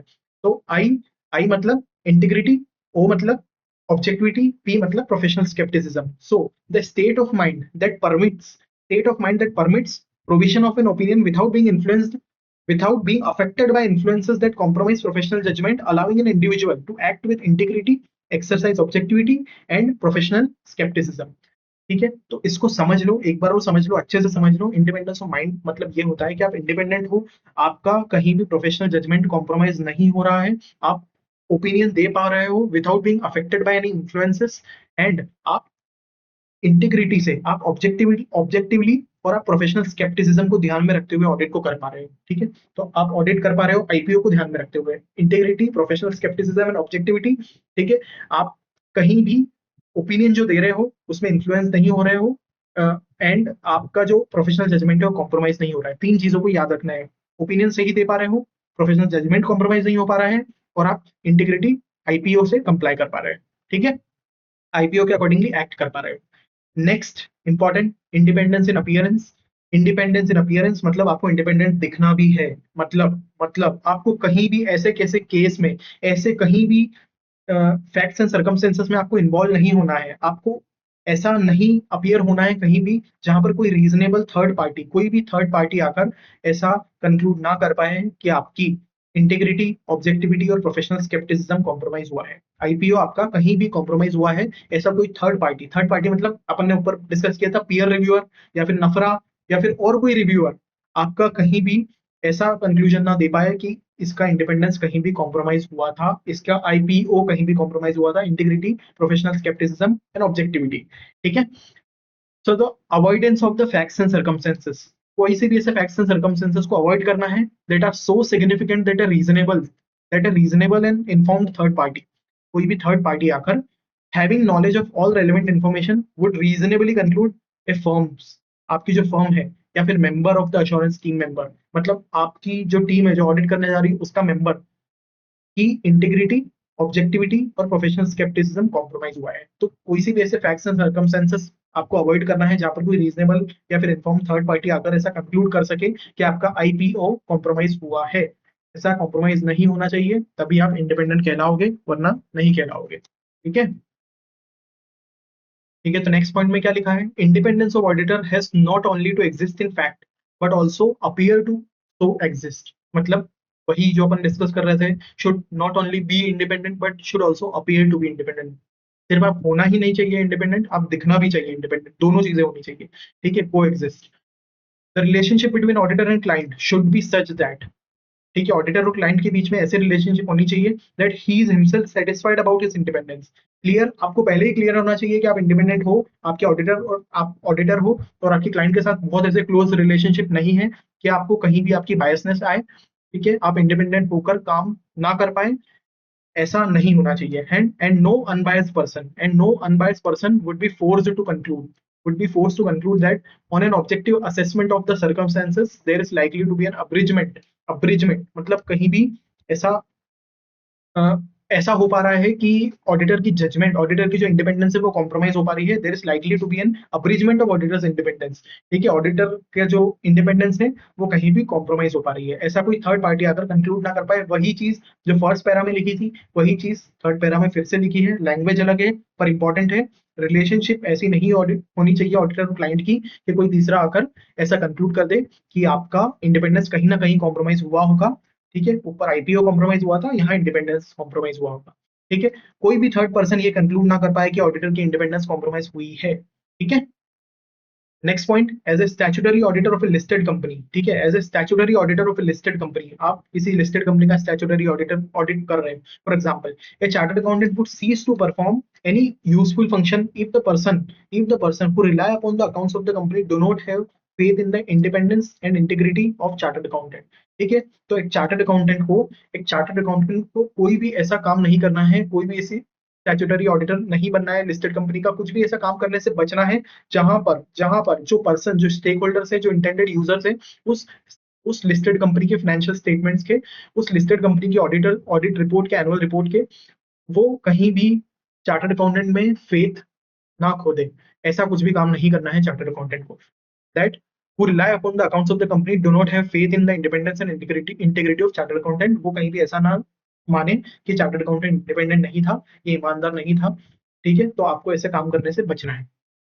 1% माइट बी इंडिपेंडेंट, ठीक है, तो आप कुछ ऑडिट कर रहे हो तो हो सकता है आप इंडिपेंडेंट हो, 1% might be independent in a particular set of circumstances while the other person might feel he is not independent. ठीक है, तो आपको ऐसा लग सकता है इंडिपेंडेंट है, पर दूसरा आकर ये कंक्लूड कर सकता है, अगर उसके पास प्रूफ है, उसके पास फैक्ट्स एंड सर्कमस्टेंसेस है बताने के लिए कि आपकी इंटीग्रिटी, आपकी ऑब्जेक्टिविटी कॉम्प्रोमाइज हुई है, आपने सही से प्रोफेशनल जजमेंट नहीं लगाया है, आपने इस ऑडिट को ढंग से नहीं किया है। जैसे मैंने एग्जांपल दिया था नफरा में, उन दो चार्टर्ड अकाउंटेंट ने कंक्लूड किया, उन्होंने रिपोर्ट पास की, उन्होंने बताया कि इंडिपेंडेंट ऑडिटर्स रिपोर्ट, रिपोर्ट के सबसे पहले ऊपर लिखा रहता है इंडिपेंडेंट ऑडिटर्स रिपोर्ट। ठीक है, पर नफरा ने आकर कंक्लूड कर दिया ना कि ही they are not independent, they have, मतलब उन्होंने सही से ऑडिट नहीं किया था सीसीडी का, कैफे कॉफी डे का। ठीक है, तो 1% might be independent in a particular set of circumstances while the other person might feel he is not independent in similar circumstances. ठीक है, it is therefore duty of every chartered accountant. ठीक है, तो ये आपकी duty बनती है to determine, आप खुद सोचो, आप खुद इवेल्युएट करो whether or not he can act independently in given circumstances, and in no case to place himself in a position which would compromise his independence। ठीक है, तो आपको किसी भी ऐसा असाइनमेंट लेने से बचना है जहां पर आपको लगता है कि आपकी इंडिपेंडेंस कॉम्प्रोमाइज हो सकती है। ठीक है, तो it is therefore a duty of every chartered accountant to determine for himself whether he can act independently or not in the given circumstances of the case, and in no case to place himself in a position which would compromise his independence। ठीक है, independently काम कर सकते हो कि नहीं पहले determine करो, और कहीं भी आपको आपके इंडिपेंडेंट को कॉम्प्रोमाइज नहीं करना है, ऐसी ऐसी सिचुएशन में आपको जाकर नहीं पड़ना है, सिंपल। ठीक है, अंडरस्टैंडिंग पॉइंट ऑफ व्यू से आपके लिए लिखा है सीए को इंडिपेंडेंट रहना भी है और दिखना भी है, सीए को इंडिपेंडेंट रहना भी है और दिखना भी है। कभी भी कोई ऐसा कंक्लूड ना कर पाए कि सीए ऑडिटर की इंडिपेंडेंस कॉम्प्रोमाइज हुई।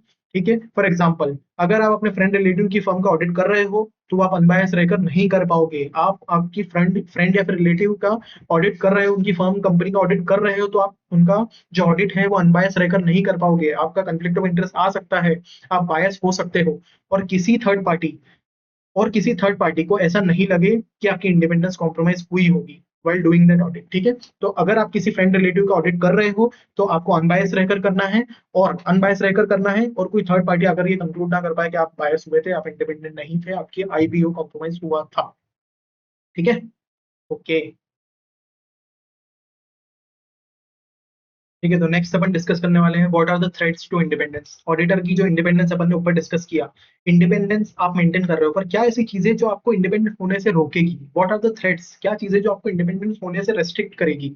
सो देखो, it is impossible to define each and every situation that creates threats to independence. ठीक है, तो एक एक सिचुएशन तो आईसीआई या फिर आईफैक जो इंटरनेशनल फेडरेशन ऑफ अकाउंटेंट्स है वो एक एक थ्रेट तो डिफाइन करना बैठेगा नहीं, सब्जेक्टिव मैटर हो सकता है बहुत सारी जगह।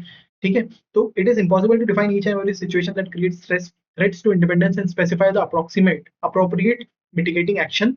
In addition, the nature of assurance engagement may differ, and consequently different threats may exist requiring the application of different safeguards। ठीक है, तो अलग अलग थ्रेट्स आ सकते हैं अलग अलग नेचर ऑफ एंगेजमेंट्स में, अलग अलग सेफगार्ड्स उसके लिए हैं जो आप अप्लाई करो, जो आप जिसकी वजह से आप इंडिपेंडेंट रहकर काम कर सको। ठीक है, और अगर आप इंडिपेंडेंट नहीं रह पा रहे हो तो उस काम को छोड़ दो, उस काम को करो ही मत।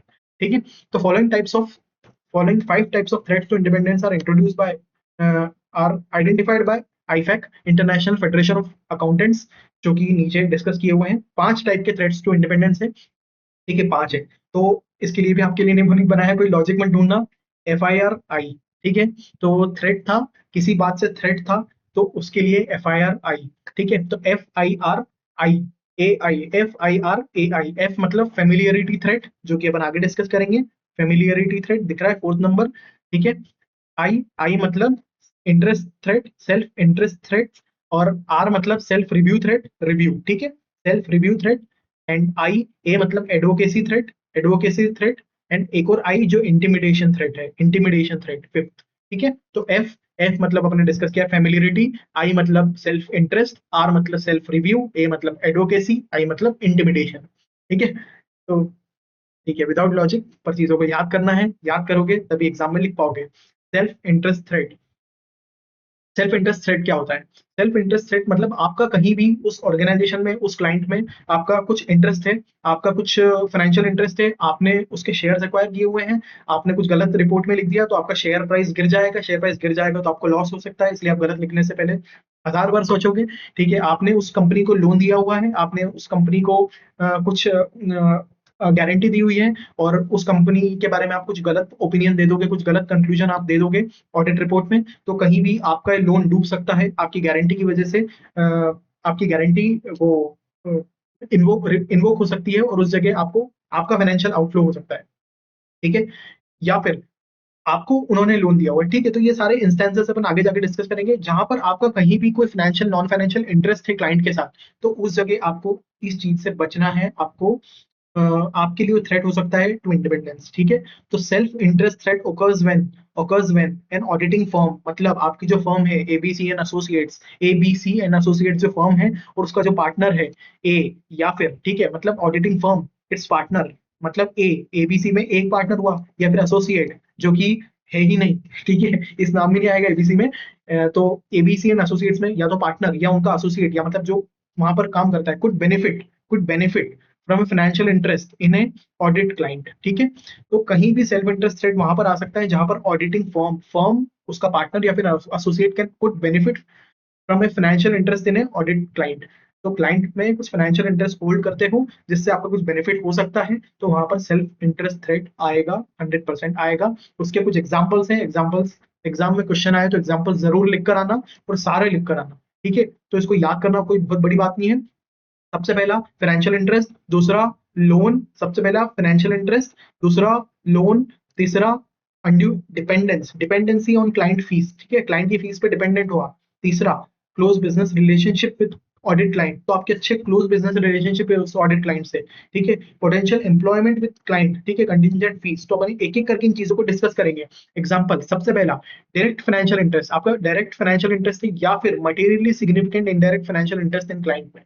ठीक है, तो क्लाइंट में आपने शेयर्स होल्ड किए हुए हैं तो आपका फाइनेंशियल इंटरेस्ट है। मैंने बताया था कि शेयर प्राइस गिरा, आपका नुकसान हो सकता है, आप गलत लिखने से पहले 10 बार सोचोगे। ठीक है, आपकी वाइफ या फिर आपके किसी रिलेटिव के थ्रू आपने उस पर शेयर्स होल्ड किए हुए हैं, तो सिक्योरिटीज होल्ड की हुई है, तो उस केस में भी आपका इंडायरेक्ट फाइनेंशियल इंटरेस्ट होगा। ठीक है, तो वहां पर भी सेल्फ इंटरेस्ट थ्रेट आएगा। आपने कोई उस क्लाइंट को लोन या फिर गारंटी दी हुई है, या फिर आपने लोन या फिर गारंटी ली हुई है, मतलब आपके लिए उसने कुछ एहसान किया है तो एहसान को चुकाना पड़ेगा, आप ऑडिट रिपोर्ट में लिखने से पहले 10 बार सोचोगे।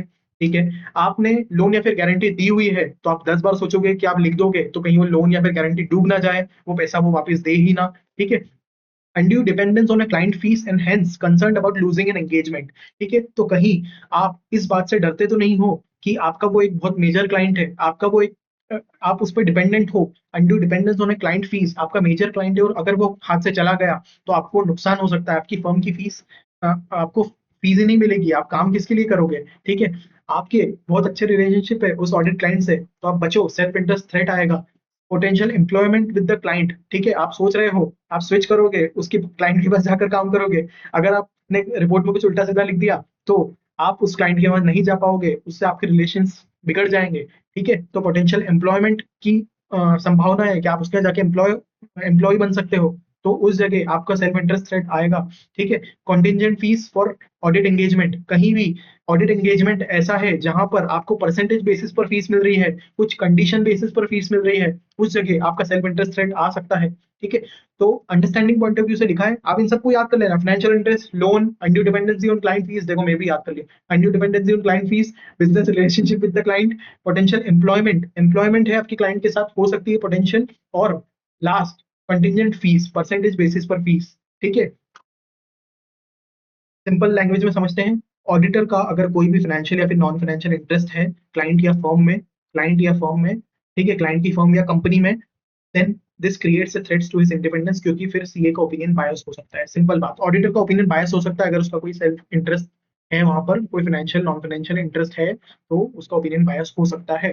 ठीक है, सेल्फ रिव्यू थ्रेट, नेक्स्ट होता है सेल्फ रिव्यू थ्रेट, मतलब सेल्फ रिव्यू, आपने जो काम किया, आपने कुछ नॉन ऑडिट सर्विसेज प्रोवाइड करी आपके क्लाइंट को, आप ही जाकर उस नॉन ऑडिट सर्विस का ऑडिट कर रहे हो, भाई ये क्या बात हुई, मतलब आपने ही एग्जाम लिखी, आपने ही चेक कर लिया, ऐसा थोड़ी होता है।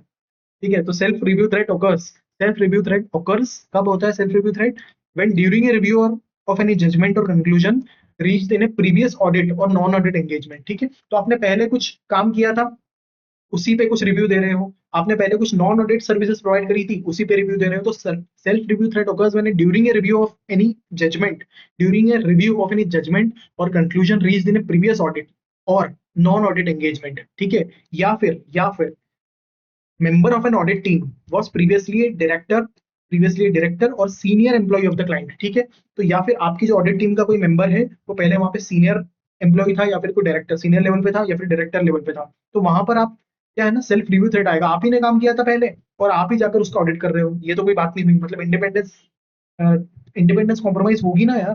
ठीक है, ईमानदारी से काम नहीं कर पाओगे आप, तो आपका IPO कॉम्प्रोमाइज होगा। ठीक है, तो दो बातें इंपॉर्टेंट, सबसे पहला कुछ भी नॉन ऑडिट सर्विस आपने प्रोवाइड करी है उसी का आप रिव्यू कर रहे हो, गलत हो जाएगा। ठीक है, आप आपकी ऑडिट टीम जो है, आप जिस टीम को लेकर ऑडिट करने जा रहे हो, उस टीम का कोई भी सीनियर एम्प्लॉय, उस टीम का जो कोई भी मेंबर है वो उस क्लाइंट में या तो सीनियर एम्प्लॉय रहा है, या फिर उस क्लाइंट वहां पे डायरेक्टर रहा है उस क्लाइंट में। ठीक है, डायरेक्टर लेवल पे रहा है, तो उस जगह इंडिपेंडेंस कॉम्प्रोमाइज हो सकती है। There is a self review threat. Non audit services include Next, non-audit service include professional services provided by an entity by an auditor other than audit। ठीक है, तो other than audit आपने कुछ services provide करी है और review of financial statements. ठीक है, तो या तो आपने ऑडिट और रिव्यू के अलावा कुछ भी सर्विसेज प्रोवाइड करी है उसको नॉन ऑडिट सर्विसेज माना जाएगा, जैसे कि विच इंक्लूड्स मैनेजमेंट सर्विसेज। ठीक है, इंटरनल ऑडिट सर्विसेज। ठीक है, इन्वेस्टमेंट एडवाइजरी सर्विसेज। ठीक है, तो आपकी फॉर्म है, उसने कुछ इन्वेस्टमेंट एडवाइजरी सर्विसेज प्रोवाइड करी क्लाइंट को, इंटरनल ऑडिट सर्विसेज प्रोवाइड करी, या फिर कुछ मैनेजमेंट को सर्विसेज प्रोवाइड करी लाइक कॉस्ट ऑप्टिमाइजेशन, आपने कॉस्ट सेविंग सर्विसेज प्रोवाइड करी, आपने कुछ कॉस्ट सेविंग प्रोजेक्ट इनिशिएट करवाया कंपनी में, उसकी बेसिस पर आपको फीस मिली, बाद में जाके आप ही उन चीजों का ऑडिट कर रहे हो, गलत हो जाएगा ना। तो there this creates self review threat. Okay, समझ में आया सेल्फ रिव्यू थ्रेट क्या होता है? ओके, नेक्स्ट अपन बात करते हैं, कुछ आईसीआई ने इंस्टेंसेस दिए हुए हैं वेयर सच थ्रेट में कम्स इनटू प्ले। ठीक है, तो when an auditor having recently been director, जो अपन ऊपर डिस्कस किया वही, ऑडिटर का कोई भी टीम मेंबर वहां पे डायरेक्टर या फिर सीनियर ऑफिसर पोजीशन पे रहा है। When auditor perform services that are themselves subject matter of audit, auditor ने कुछ ऐसी परफॉर्म सर्विसेज दी थी जो खुद ही, जिनका खुद ऑडिट होने वाला है, तो उन चीज सर्विसेज को प्रोवाइड करके आप खुद ही खुद को चेक कर रहे हो, ये थोड़ी चलता है। ठीक है, तो अंडरस्टैंडिंग पॉइंट ऑफ व्यू से लिखा है, अगर सीए उस काम का ऑडिट या फिर रिव्यू करता है जो पहले उसी ने किया है। ठीक है, तो सीए उस काम का ऑडिट या फिर रिव्यू करता है जो पहले उसी ने किया है, तो वो अपना ओपिनियन इंडिपेंडेंटली नहीं दे पाएगा। ठीक है, तो खुद के काम में कुछ गलती होगी तो वो आप नहीं ढूंढ पाओगे, और इसलिए ये थ्रेट्स टू इंडिपेंडेंस में आता है। नेक्स्ट है एडवोकेसी थ्रेट। ठीक है, तो एडवोकेसी थ्रेट ये होता है कि एडवोकेसी थ्रेट मतलब कि आपने कहीं भी अपने क्लाइंट को आप प्रमोट कर रहे हो, आप कहीं भी अपने क्लाइंट को किसी लीगल केस में रिप्रेजेंट कर रहे हो, उसके लिए आप कोई केस फाइट कर रहे हो किसी टैक्सेशन अथॉरिटीज में या कहीं भी, तो एडवोकेसी थ्रेट का मतलब ये होता है कि अगर आप किसी क्लाइंट को प्रमोट कर रहे हो और is perceived to promote a client's opinion, ठीक है, to a point where people believe that objectivity is getting compromise. ठीक है, advocacy threat occurs when a auditor promotes or is perceived to promote a client's opinion, client की कुछ बात को आप represent कर रहे हो to a point where people may believe that objectivity is getting compromised. ठीक है, for example when auditor deals with the shares and securities of an audited company, उस कंपनी के शेयर्स एंड सिक्योरिटीज में आप deal करते हो, या फिर और becomes client advocate in a litigation and third party disputes. ठीक है, तो आप कहीं भी क्लाइंट को रिप्रेजेंट कर रहे हो किसी लिटिगेशन में, किसी थर्ड पार्टी डिस्प्यूट्स में। ठीक है, तो उस केस में आपकी ऑब्जेक्टिविटी कॉम्प्रोमाइज हो सकती है, एडवोकेसी थ्रेट आ सकता है। ठीक है, in such situation auditor can be perceived as backing and championing causes of auditee client, आप क्लाइंट को कहीं बैक कर रहे हो, उसको सपोर्ट कर रहे हो, एंड इट में lead to believe that auditors not acting and working objectively. ठीक है, तो इसकी वजह से लोग ये परसेप्शन बना सकते हैं, ऑडिटर आप सपोर्ट कर रहे हो क्लाइंट का, तो लोग ये परसेप्शन बना सकते हैं कि आप ऑब्जेक्टिवली ऑडिट को नहीं कर रहे हो, आप उसको बहुत ज्यादा सपोर्ट कर रहे हो, ऑडिटी को, क्लाइंट को। ठीक है, तो एडवोकेसी थ्रेट आपको समझ में आ गया। अगर सीए क्लाइंट को प्रमोट करता है या उसको किसी लीगल केस में रिप्रेजेंट करता है, तो फिर वो क्लाइंट का ऑडिट इंडिपेंडेंटली नहीं कर सकता। ठीक है, नेक्स्ट थ्रेट आता है फेमिलियरिटी थ्रेट। फेमिलियरिटी थ्रेट क्या होता है? तो आपके किसी से बहुत अच्छे रिलेशन है, आपका कोई रिलेटिव है, आपको कोई फ्रेंड है, आपका कोई फूफू वाला दोस्त है, तो उससे आपके रिलेशनशिप इतने अच्छे होंगे कि आप उसका ऑडिट को इतना इंडिपेंडेंटली रहकर कर ही नहीं पाओगे, ठीक है। तो मतलब मैं करता तो नहीं हूँ, पर मैंने ऐसा सुना है कि जो साथ में सिगरेट पीते हैं, स्मोक करते हैं, उनकी दोस्ती का लेवल ही कुछ और होता है, ठीक है। तो familiarity threat are self evident and, ठीक है, तो यहाँ पे अपन डिस्कस करेंगे familiarity threat are self evident and occur when auditor form good relationship with client, ठीक है, where they end up being too sympathetic to the client's interest, ठीक है। तो ऑडिटर के रिलेशनशिप क्लाइंट से इतने अच्छे हो जाते हैं कि आपको कहीं ना कहीं उसके लिए प्रति कुछ ऐसी दया भावना आ जाती है कि मैं इसके लिए कुछ गलत लिख दूंगा तो कहीं भी इसको कुछ नुकसान हो सकता है, तो वहां पर मैं फेमिलियरिटी, क्योंकि ये मेरा एक फेमिलियर इंसान है, तो उस जगह मैं अपना डिसीजन, थोड़ा सा जजमेंट उतना नहीं लगाता हूँ, भाई ही तो है अपना, तो उस जगह ऑडिटर अपनी इंडिपेंडेंस को कॉम्प्रोमाइज कर देता है। तो ऐसा ये होता है फेमिलियरिटी थ्रेट, ठीक है। ये कब हो सकता है? This can occur in many ways including, this can occur in many ways including close relative, close relative of an audit team working in the senior position in the client company, ठीक है। तो audit team है, audit team का कोई member है, मैं 4-5 लोगों की ऑडिट टीम है, उसका कोई मेंबर है जिसका कोई क्लोज रिलेटिव, मतलब 5 लोगों की ऑडिट टीम है, ABCDE, जिसमें से बी के जो पापा हैं वो एक सीनियर पोजीशन पे है क्लाइंट कंपनी में, सीनियर पोजीशन पे या फिर उन्हीं की कंपनी है, तो वहां पर आपको इनको ऑडिट नहीं करना चाहिए, इन 5 ABCD को ऑडिट नहीं करना चाहिए, क्योंकि वहां पर फेमिलियरिटी थ्रेट आ जाएगा। आपके उनसे बहुत अच्छे रिलेशन हैं, वो आपके पापा वहां पर सीनियर पोजीशन में है, ठीक है। Former partner of an audit firm being a director or senior employee of the client, मतलब आपकी जो फर्म है उसका एक पार्टनर था, पहले एक पार्टनर था उस फर्म में, वो पार्टनर अभी वहां पर कोई डायरेक्टर पोजीशन पे है या फिर सीनियर एम्प्लॉय है उस क्लाइंट का, ठीक है। तो क्लाइंट है राम एंड कंपनी, ठीक है। तो राम एंड कंपनी जो है उसमें जो बंदा अभी डायरेक्टर लेवल पे है वो आपकी फर्म में पहले पार्टनर था, तो भाई आपका आपके बहुत अच्छे दोस्त नहीं होंगे, आपके बहुत अच्छे रिलेशन होंगे ना उनसे, तो फेमिलियरिटी थ्रेट आ जाएगा, इंडिपेंडेंटली आप काम नहीं कर पाओगे, ठीक है। नेक्स्ट है फॉर्मर पार्टनर वाला पॉइंट अपन ने डिस्कस कर लिया, क्लोज रिलेटिव वाला पॉइंट अपन ने डिस्कस कर लिया, long association between specific auditor and client, ठीक है। तो इसमें क्या है ना, एक इंपॉर्टेंट चीज मैं आपको बताता हूँ, लॉन्ग एसोसिएशन मतलब कोई ऑडिटर और क्लाइंट के बहुत अच्छे रिलेशनशिप्स हैं, ठीक है।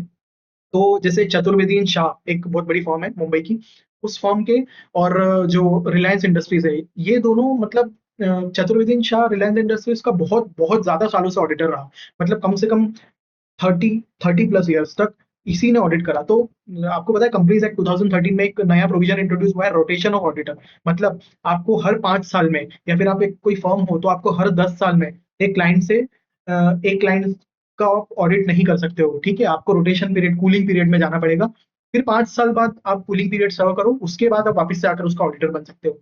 तो आपका लॉन्ग एसोसिएशन नहीं हो, आपका बहुत लंबे टाइम तक आप एक किसी क्लाइंट का ऑडिट नहीं कर रहे हो, इस चीज से बचने के लिए आईसीआई ने कंपनीज एक्ट ने इस प्रोविजन को इंट्रोड्यूस किया, कंपनीज एक्ट 2013 में सेक्शन 139 में, कि rotation of auditor after every 5 years और आफ्टर एवरी 10 ईयर्स, ठीक है, जिसके बाद एक कूलिंग पीरियड दिया जाता है 5 साल का, ओके। वो आप सेक्शन 139 जब पढ़ोगे तो उसमें आपको देखने को मिलेगा, ठीक है। तो close relative, farmer partner, long association between auditor and client, ठीक है। नेक्स्ट है एक्सेप्टेंस ऑफ सिग्निफिकेंट गिफ्ट्स और hospitality from a client company, भैया आपको वो क्लाइंट, आपको जो स्पेसिफिक क्लाइंट है बहुत सारे गिफ्ट्स तोहफे प्रोवाइड कर रहा है, ठीक है, आपको बहुत अच्छी सर्विसेज प्रोवाइड कर रहा है, आप उसके ऑडिट करने जाते हो, बिल्कुल एकदम छोले टिक्की आ जाती है आपके सामने, आपके सामने बहुत आपके जो पार्टनर जाते हैं उनके लिए बहुत सारी, उनके घर परिवार के लिए गिफ्ट आ जाते हैं, मिठाइयाँ आ जाती है, मिठाई के कोके में क्या पता क्या और कुछ चीज आ जाती है। तो ये सब चीजें जब होती है ना, कोई क्लाइंट आपके लिए करता है ना, तो आप उसके फिर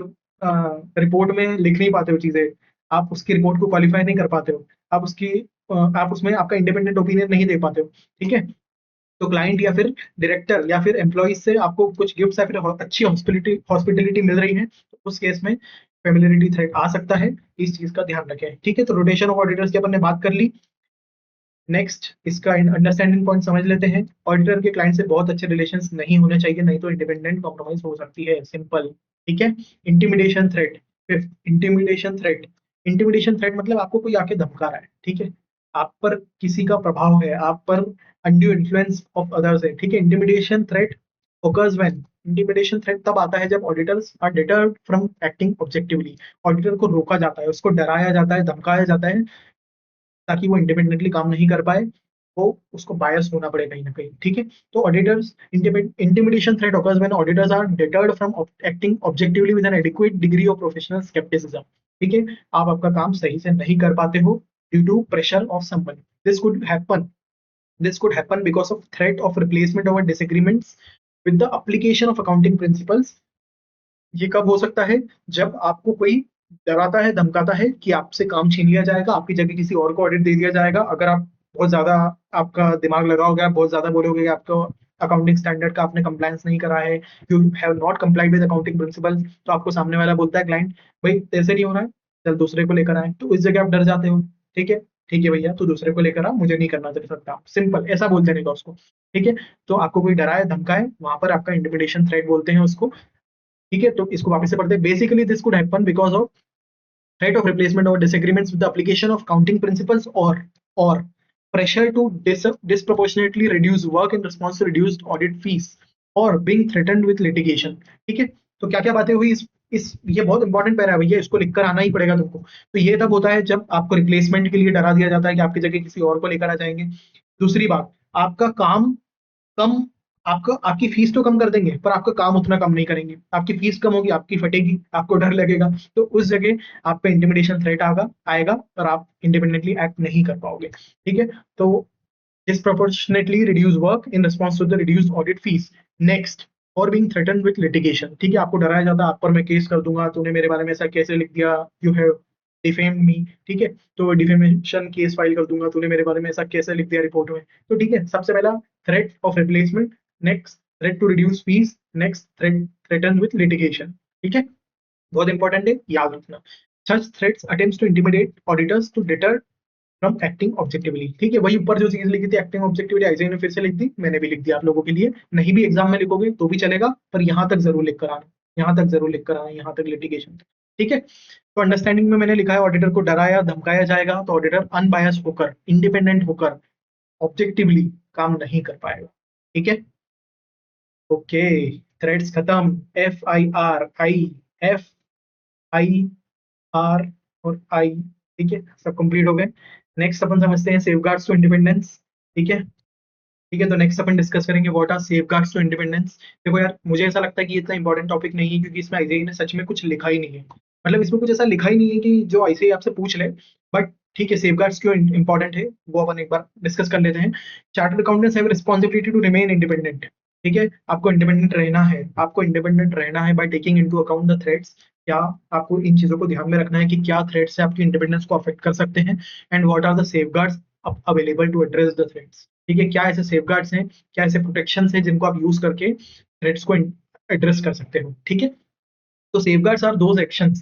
Safeguards are actions individually or in combination that professional accountant takes that effectively reduce threats, ठीक है, जिसकी वजह से आपके थ्रेट्स कम हो जाते हैं ताकि आप फंडामेंटल प्रिंसिपल्स को कंप्लाई कर पाते हो टू एन एक्सेप्टेबल लेवल, ठीक है। तो safeguards are those actions which helps a professional accountant to effectively reduce threats. Threats को कम कर पाते हो, थ्रेट्स को रिमूव नहीं कर सकते आप किसी हालत में, थ्रेट्स को हटा नहीं सकते, पर आप उनसे बच सकते हो, आप उनको कम कर सकते हो। You can mitigate, you can not reduce, completely eliminate, ठीक है। You can't eliminate but you can mitigate, okay। To address this issue the following guidelines are to be applied, ठीक है। तो अब अगर अपने को थ्रेड्स को एड्रेस करना है तो following guiding principles are to be applied. जब भी आप, ठीक है, अगर आपको फॉर द पब्लिक, अगर आप पब्लिक के लिए चाहते हो कि क्वालिटी ऑफ ऑडिट इंप्रूव हो, for the public to have confidence in the quality of audit, it is essential for auditor should always, auditor को हमेशा be auditor should be independent and appears to be independent of the entities they are auditing, ठीक है। तो simple, सबसे पहला point, public को अगर confidence दिलाना है तो ऑडिटर को इंडिपेंडेंट रहना पड़ेगा। अगर पब्लिक को कॉन्फिडेंस दिलाना है कि ऑडिट की क्वालिटी कैसी है तो आपको इंडिपेंडेंट रहना पड़ेगा, आपको इंडिपेंडेंट दिखना भी पड़ेगा। पब्लिक को लगना चाहिए आप इंडिपेंडेंट हो, और आप इंडिपेंडेंट होने भी चाहिए, ठीक है। Next, before taking any work, कोई भी काम लेने से पहले, कोई भी काम लेने से पहले आपको कंसिडर करना है कि उसमें कोई थ्रेट्स तो इन्वॉल्व नहीं है। अगर थ्रेट इन्वॉल्व है तो उन थ्रेट को एड्रेस करो सेफगार्ड्स को यूज करके, ठीक है। व्हेन सच थ्रेट एग्जिस्ट, कोई भी थ्रेट अगर एग्जिस्ट करता है तो auditor should either desist from the task, ठीक है। और अगर कुछ, देखो सबसे पहला आपको देखना है कि कोई थ्रेट है क्या, ठीक है। अगर थ्रेट है तो ऑडिटर को या तो काम को लेना ही नहीं है, उस काम को छोड़ दो भैया, ठीक है। Auditor should eliminate the task, desist from the task or eliminate the threat at a very least, ठीक है, तो आप थ्रेट को कम कर दो या फिर काम को छोड़ दो। And put in place the safeguards which reduce the threats to an acceptable level. ठीक है, all such safeguards measures needs to be recorded in a form that can serve as an evidence of the compliance with the due process. ठीक है, तो जैसे peer review को मैंने बताया था ना आपको एग्जांपल देकर, तो क्या होता है कि जब भी किसी फर्म का पीयर रिव्यू होता है ना, तो उसको सारे डॉक्यूमेंटेशन जो भी उसने ऑडिट करते टाइम प्रिपेयर किए थे, किस तरीके से उसने ऑडिट प्रोग्राम बनाया था, क्या उस ऑडिट प्रोग्राम का उसने कंप्लायंस करा, ऑडिट प्रोसीजर्स अप्लाई करे, क्या क्या वर्किंग करी, किस तरीके से क्या क्या लॉज एंड रेगुलेशंस अप्लाई करे, तो उसने क्या क्या चेक करा। तो वैसे ही जब आप सेफगार्ड्स अप्लाई करोगे टू रिड्यूस द थ्रेट्स, तो उस जगह उन सेफगार्ड्स को एक फॉर्म में नोट कर लेना, you should record in a form, ताकि आप एविडेंस बता सको कि आपने कंप्लायंस किया था, ताकि आपके थ्रेट्स कम हो जाए टू इंडिपेंडेंस।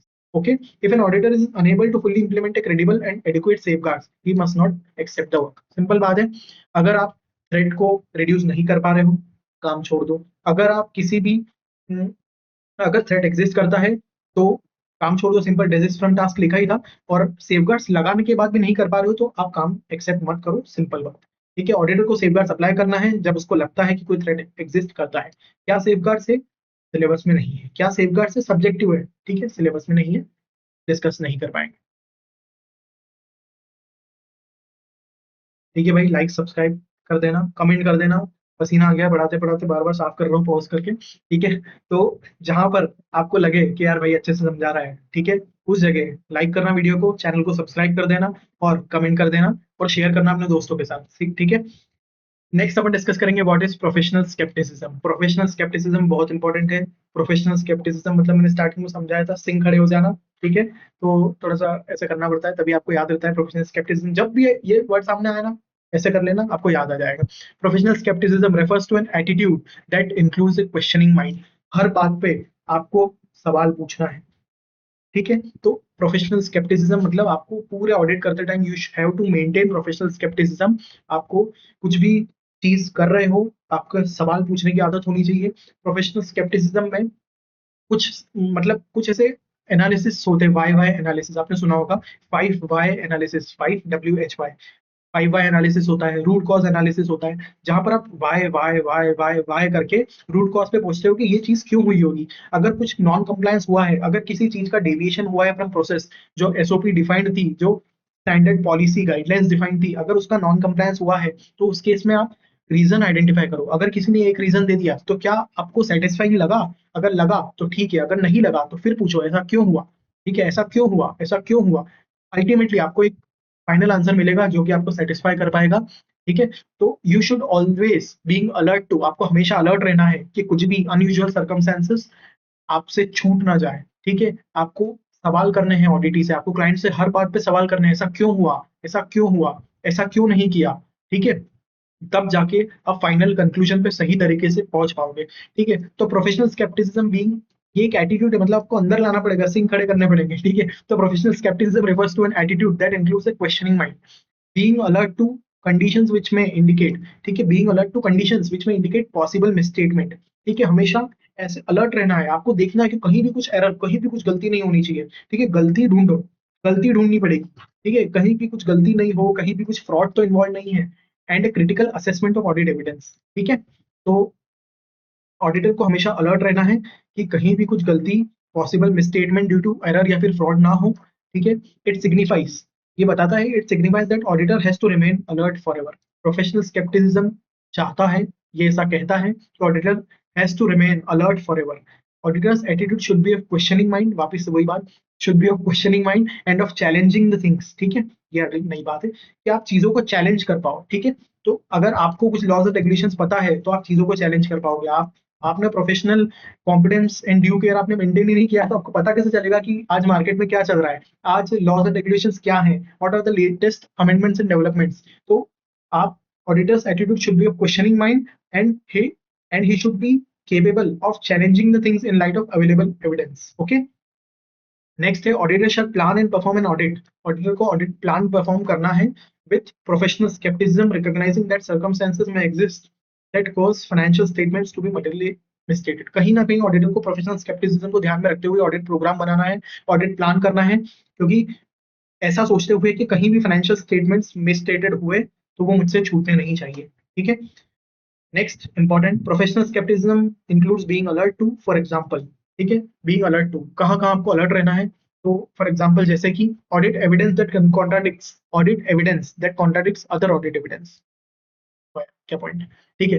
तो ऐसा ऑडिट एविडेंस मतलब आप किसी चीज का ऑडिट करने गए, आप क्लाइंट के पास गए, क्लाइंट की टीम में 2 लोग काम करते थे जिस काम का आप ऑडिट कर रहे थे, एक आदमी से आपकी मीटिंग हुई, उस दिन एक दिन आप गए जब ऑडिट करने, तब एक ही आदमी अवेलेबल था, दूसरा लीव पर था, ठीक है। तो जब एक आदमी ने आपको पूरी प्रोसेस समझाई, ठीक है, आपको पूरी अच्छे से प्रोसेस समझाई, उसने आपको समझ में आ गई, आप चीजों को समझ गए, आपने प्रोसेस फ्लो डायग्राम बना लिया, आपने प्रोसेस को नोट कर लिया, ठीक है। अब क्या हुआ, जब नेक्स्ट डे वापस से गए, तो जो दूसरा टीम मेंबर था वो भी उस दिन अवेलेबल था, उसने जब आपको फिर से प्रोसेस समझा रहा था या फिर आपको कुछ नई चीज बता रहा था, तो उसमें प्रोसेस कहीं ना कहीं अलग अलग बताई, मतलब एक ने कुछ अलग बताई, दूसरे ने कुछ अलग बताई, ठीक है। तो इस जगह आपको अलर्ट हो जाना है, आपको देखना है कि यार भाई ये कुछ अलग बता रहा है, दूसरा कुछ अलग बता रहा है, तो इस जगह मुझे थोड़ा सा और अच्छे जाके इन डेप्थ करके प्रोसेस वॉक थ्रू करना पड़ेगा। मुझे एक वॉक थ्रू चाहिए प्रैक्टिकल की प्रोसेस एक्चुअली कैसे काम करती है, ठीक है। तो आपको वहां पर बीइंग अलर्ट रहना है, तभी जाकर आप उस प्रोसेस में गलतियां निकाल पाओगे, आप उस प्रोसेस में कुछ फाइनेंशियली मटेरियली मिसस्टेटेड तो नहीं है, ये चीज आप पकड़ पाओगे, वरना चीजें हाथ से निकल जाएगी और आपने आप सही से काम नहीं किया ऐसा माना जाओगे, ठीक है। तो audit evidence that contradicts other audit evidence obtained, information that brings into question of reliability of audit evidence, question the reliability of audit evidence and responses to inquiries to be used as audit evidence, ठीक है। कुछ ऐसी आपको information मिलती है जो कोई भी डॉक्यूमेंट से या फिर कोई भी इंफॉर्मेशन आपको प्रोवाइड करी उसकी रिलायबिलिटी पे सवाल उठाती है, ठीक है। तो उस जगह आपको अलर्ट होना है, ठीक है। आपको कुछ ऐसी इन्फॉर्मेशन मिली, कुछ ऐसा डॉक्यूमेंट मिल गया, भाई कंपनी बोल कुछ और रही है और आपको डॉक्यूमेंट मिला। फॉर एग्जाम्पल एक कंपनी ने अपनी फाइनेंशियल स्टेटमेंट्स को मटेरियल फाइनेंशियल स्टेटमेंट में एक असेट रिकॉग्नाइज कर रखी है, पर उसका कोई डॉक्यूमेंट तो अवेलेबल है ही नहीं, पर उसका जो डॉक्यूमेंट अवेलेबल है उसमें कुछ और ही डेट मेंशन है और आप 31 मार्च को भी उस असेट को दिखा रहे हो, ठीक है। वो असेट आपकी लिक्विडेट हो चुकी है, आपकी एफडी आपने तुड़वा ली है, फिर भी आप 31 मार्च को उसको दिखा रहे हो, तो भाई ये तो गलत है ना यार। आपका डॉक्यूमेंट कुछ और बोल रहा है और आपका जो फाइनेंशियल स्टेटमेंट कुछ और बोल रहे हैं, तो आपको अलर्ट रहना है, ठीक है। कंडीशन दैट में इंडिकेट पॉसिबल फ्रॉड, कहीं भी आपको ऐसा लगता है कि फ्रॉड हो सकता है। रिलेटेड पार्टी ट्रांजेक्शंस, उस जगह आपको ध्यान रखना है कि कंपनी ने कहीं पैसा इधर से उधर घुमा तो नहीं दिया, इधर से बैंक से पैसा लिया, रिलेटेड पार्टी को दिया, रिलेटेड पार्टी से कहीं और पहुंचाया और किसी और काले धंधे में पैसा चला रहे हो। कंडीशंस दैट में इंडिकेट पॉसिबल फ्रॉड, ठीक है। अब नेक्स्ट आता है circumstances that suggest need to audit procedures in addition to those required by standards on auditing, ठीक है। कुछ ऐसे circumstances, कुछ ऐसे केसेस आपको मिलते हैं जहां पर आपको लगता है कि आपको कुछ और एडिशनल ऑडिट प्रोसीजर्स अप्लाई करने पड़ेंगे, in addition to those which are required by standards on auditing SA, ठीक है, जो कि अपन आगे जाके पढ़ेंगे, ठीक है। नेक्स्ट है maintaining professional scepticism through out the audit, आपको प्रोफेशनल स्केप्टिसिज्म मेंटेन करते हुए चलना है through out the audit, is necessary. क्यों नेसेसरी है? प्रोफेशनल स्केप्टिसिज्म अगर आप मेंटेन करके रखोगे ना, तो इन चीजों की रिस्क कम हो जाएगी। क्या चीजों की रिस्क कम हो जाएगी? सबसे पहला, ओवरलुकिंग अनयूजुअल सर्कमस्टेंसेस, ठीक है। ओवरलुकिंग अनयूजुअल सर्कमस्टेंसेस, कुछ ऐसे सर्कमस्टेंसेस आपको मिलते हैं, कुछ ऐसे केसेस मिलते हैं जहां पर आप जिन पर आप ध्यान ना दो, ठीक है। जो चीज आपकी आंखों से निकल जाए, जो, ठीक है, आप मटेरियल चीजों को, जो अनयूजुअल चीजें, कुछ अबनॉर्मल लॉस हुआ है कंपनी को, ठीक है, कंपनी को कुछ असेट, कंपनी ने कुछ भी मटेरियल स्टेटमेंट फाइनेंशियल स्टेटमेंट्स में दिखाया हुआ है, तो वो चीज आपसे छूट ना जाए, इसलिए प्रोफेशनल स्केप्टिसिज्म मेंटेन करना जरूरी है, ताकि आपकी ये अनयूजुअल सर्कमस्टेंसेस ओवरलुक आंखों से निकल जाए, मतलब क्या बोलते हैं ना कि आपका ध्यान नहीं गया उस चीज पर, तो इस चीज का रिस्क कम हो जाएगा अगर आप प्रोफेशनल स्केप्टिसिज्म मेंटेन करते हुए ऑडिट कर रहे हो तो। ओवर जनरलाइजिंग, सबसे पहला ओवरलुकिंग अनयूजुअल सर्कमस्टेंसेस, अगला over generalising when drawing conclusions from audit observations, तो आपकी जो ऑडिट ऑब्जर्वेशन है उससे जो आप कंक्लूजन दे रहे हो वो बहुत जनरल कंक्लूजन नहीं है, मतलब आप specific to the point with the amount with the proof आप नहीं बता पा रहे हो कि ऑडिट की इस ऑडिट के कंक्लूजन क्या निकला है, तो आप जनरलाइज तब करोगे जब आपने ढंग से ऑडिट नहीं किया होगा। अगर आपने प्रोफेशनल स्केप्टिसिज्म मेंटेन करते हुए ऑडिट करा है तो आप चीजें स्पेसिफिकली बता पाओगे ऑडिट रिपोर्ट में, ठीक है। नेक्स्ट होता है यूजिंग इनअप्रोप्रिएट अजम्पशन, ठीक है, आप सही अजम्पशंस नहीं ले रहे हो in determining the nature, time and extent of the audit procedures and evaluating the results thereof, ठीक है। तो जब आप ऑडिट को प्लान कर रहे हो तब आप nature, time and extent of audit procedures बनाओगे, उस जगह अगर आपने प्रोफेशनल स्केप्टिसिज्म मेंटेन किया है तो आप सही assumptions लेकर NTE, nature, time and extent of audit procedures को प्लान कर पाओगे, ठीक है। Next, professional scepticism includes consideration of साई। साई मतलब sufficient and appropriate audit evidence, sufficiency and appropriateness of audit evidence obtained in the light of circumstances। ठीक है, तो आप ये जो ऑडिट एविडेंस आपने ऑब्टेन किए हैं, तो प्रोफेशनल स्केप्टिसिज्म में उन ऑडिट एविडेंस को भी ध्यान में रखते हुए आपको चलना है। ठीक है, professional scepticism includes consideration of sine. ठीक है, साइन बोलेंगे उसको यार, इतना बड़ा बार बार बोलने में नहीं बनता है। ठीक है, तो professional scepticism includes consideration of sufficiency. Sufficiency मतलब quantity of audit evidence, and appropriateness मतलब क्वालिटी ऑफ ऑडिट एविडेंस। ठीक है, obtained in light of circumstances. For example अगर कोई भी फ्रॉड रिस्क फैक्टर अगर आपको कहीं लगता है, कहीं भी आपको ऐसा लगता है कि कहीं फ्रॉड हो सकता है, ठीक है, एंड सिंगल डॉक्यूमेंट, ठीक है, कोई भी single document of the nature that is susceptible to fraud, जो पोटेंशियल है कि फ्रॉड हो सकता है, is the sole supporting evidence. वो ही एक इकलौता सपोर्टिंग एविडेंस बचा है for material financial statement amount.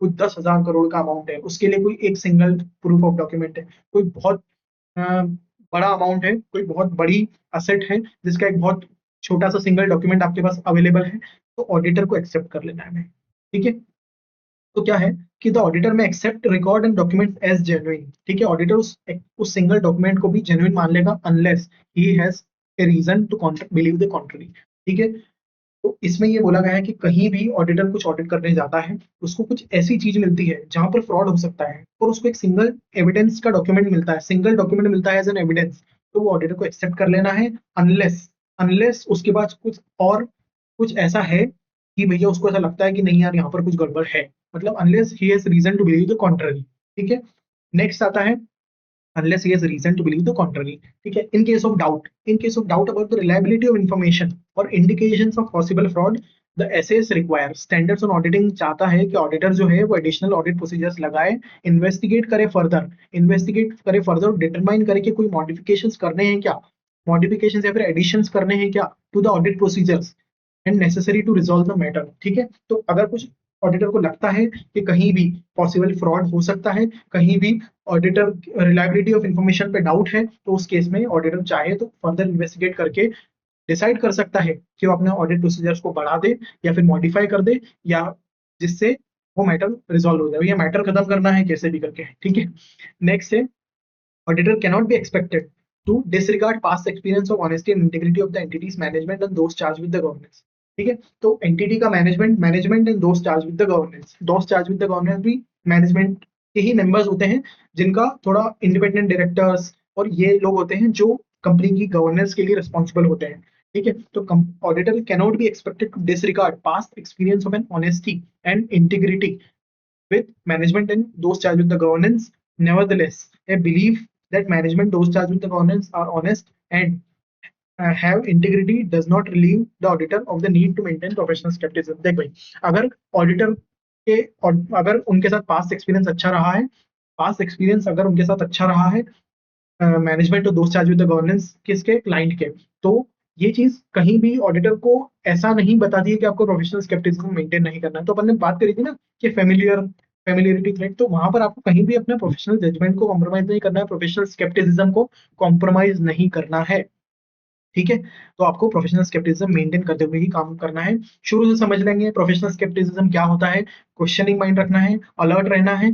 ठीक है, आपका ऑडिट प्रोग्राम जब बनाओगे, ऑडिट प्लानिंग करोगे, तो प्रोफेशनल स्केप्टिसिज्म को ध्यान में रखते हुए करना है। ठीक है, प्रोफेशनल स्केप्टिसिज्म में आपको इन चीजों में अलर्ट रहना है। प्रोफेशनल स्केप्टिसिज्म मेंटेन करने से इन चीजों की रिस्क कम होगी। प्रोफेशनल स्केप्टिसिज्म, ठीक है, तो आपको कहीं भी स्टैंडर्ड्स ऑन ऑडिटिंग को मॉडिफाई करना पड़े तो आप कर सकते हो, ताकि आप उस रिलायबिलिटी ऑफ इंफॉर्मेशन पे बिलीव कर पाओ और कोई भी पॉसिबल फ्रॉड आपको लगता है तो उस फ्रॉड से बच पाओ, मतलब उस फ्रॉड के पीछे क्या रीजन है वो आपको पता चल सके, या फिर कोई फ्रॉड है भी या नहीं ये आपको पता चल सके। ठीक है, और मैनेजमेंट से अगर आपके अच्छे रिलेशन से, पास एक्सपीरियंस अच्छा है, ईमानदारी है, तो इसका मतलब ये नहीं है कि आपके सिंह खड़े नहीं हो जब आप अगली बार ऑडिट करने जाओ। ठीक है, तो सिंपल अंडरस्टैंडिंग समझेंगे, ऑडिटर को अलर्ट रहना है, क्वेश्चनिंग माइंड रखना है, ताकि ताकि फाइनेंशियल स्टेटमेंट्स मटेरियली मिसस्टेटेड हो तो ऑडिटर को पता चल सके। ठीक है, फाइनेंशियल स्टेटमेंट्स मटेरियली मिसस्टेटेड हो तो पता चल सके, एक एक चीज को ध्यान में रखते हुए काम करना है। बहुत अच्छे से चीजों को डिस्कस करा है, आपके लिए बोल्ड वर्ड्स किए हैं, आपके लिए अंडरस्टैंडिंग लिखी है, आपके लिए जहां जहां रिक्वायर्ड थे वहां निमोनिक्स बनाए हैं। बहुत अच्छे से याद करना और फोड़ देना एग्जाम में। ठीक है, जब भी आपकी एग्जाम हो। ठीक है, ये वीडियो को स्पेसिफिक टू द कोई स्पेसिफिक अटेम्प्ट के लिए नहीं है।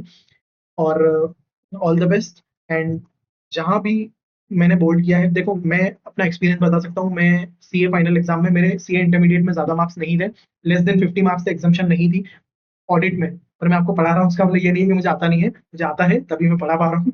ठीक है, पर ठीक है आपके जितना ही आता है, ज्यादा भी नहीं आता है। सिंपल बात करेंगे, सीए फाइनल की बात करेंगे। सीए फाइनल में मेरे ऑडिट में 77 मार्क्स आए थे, और मुझे पता नहीं वो इतने अच्छे मार्क्स कैसे आए।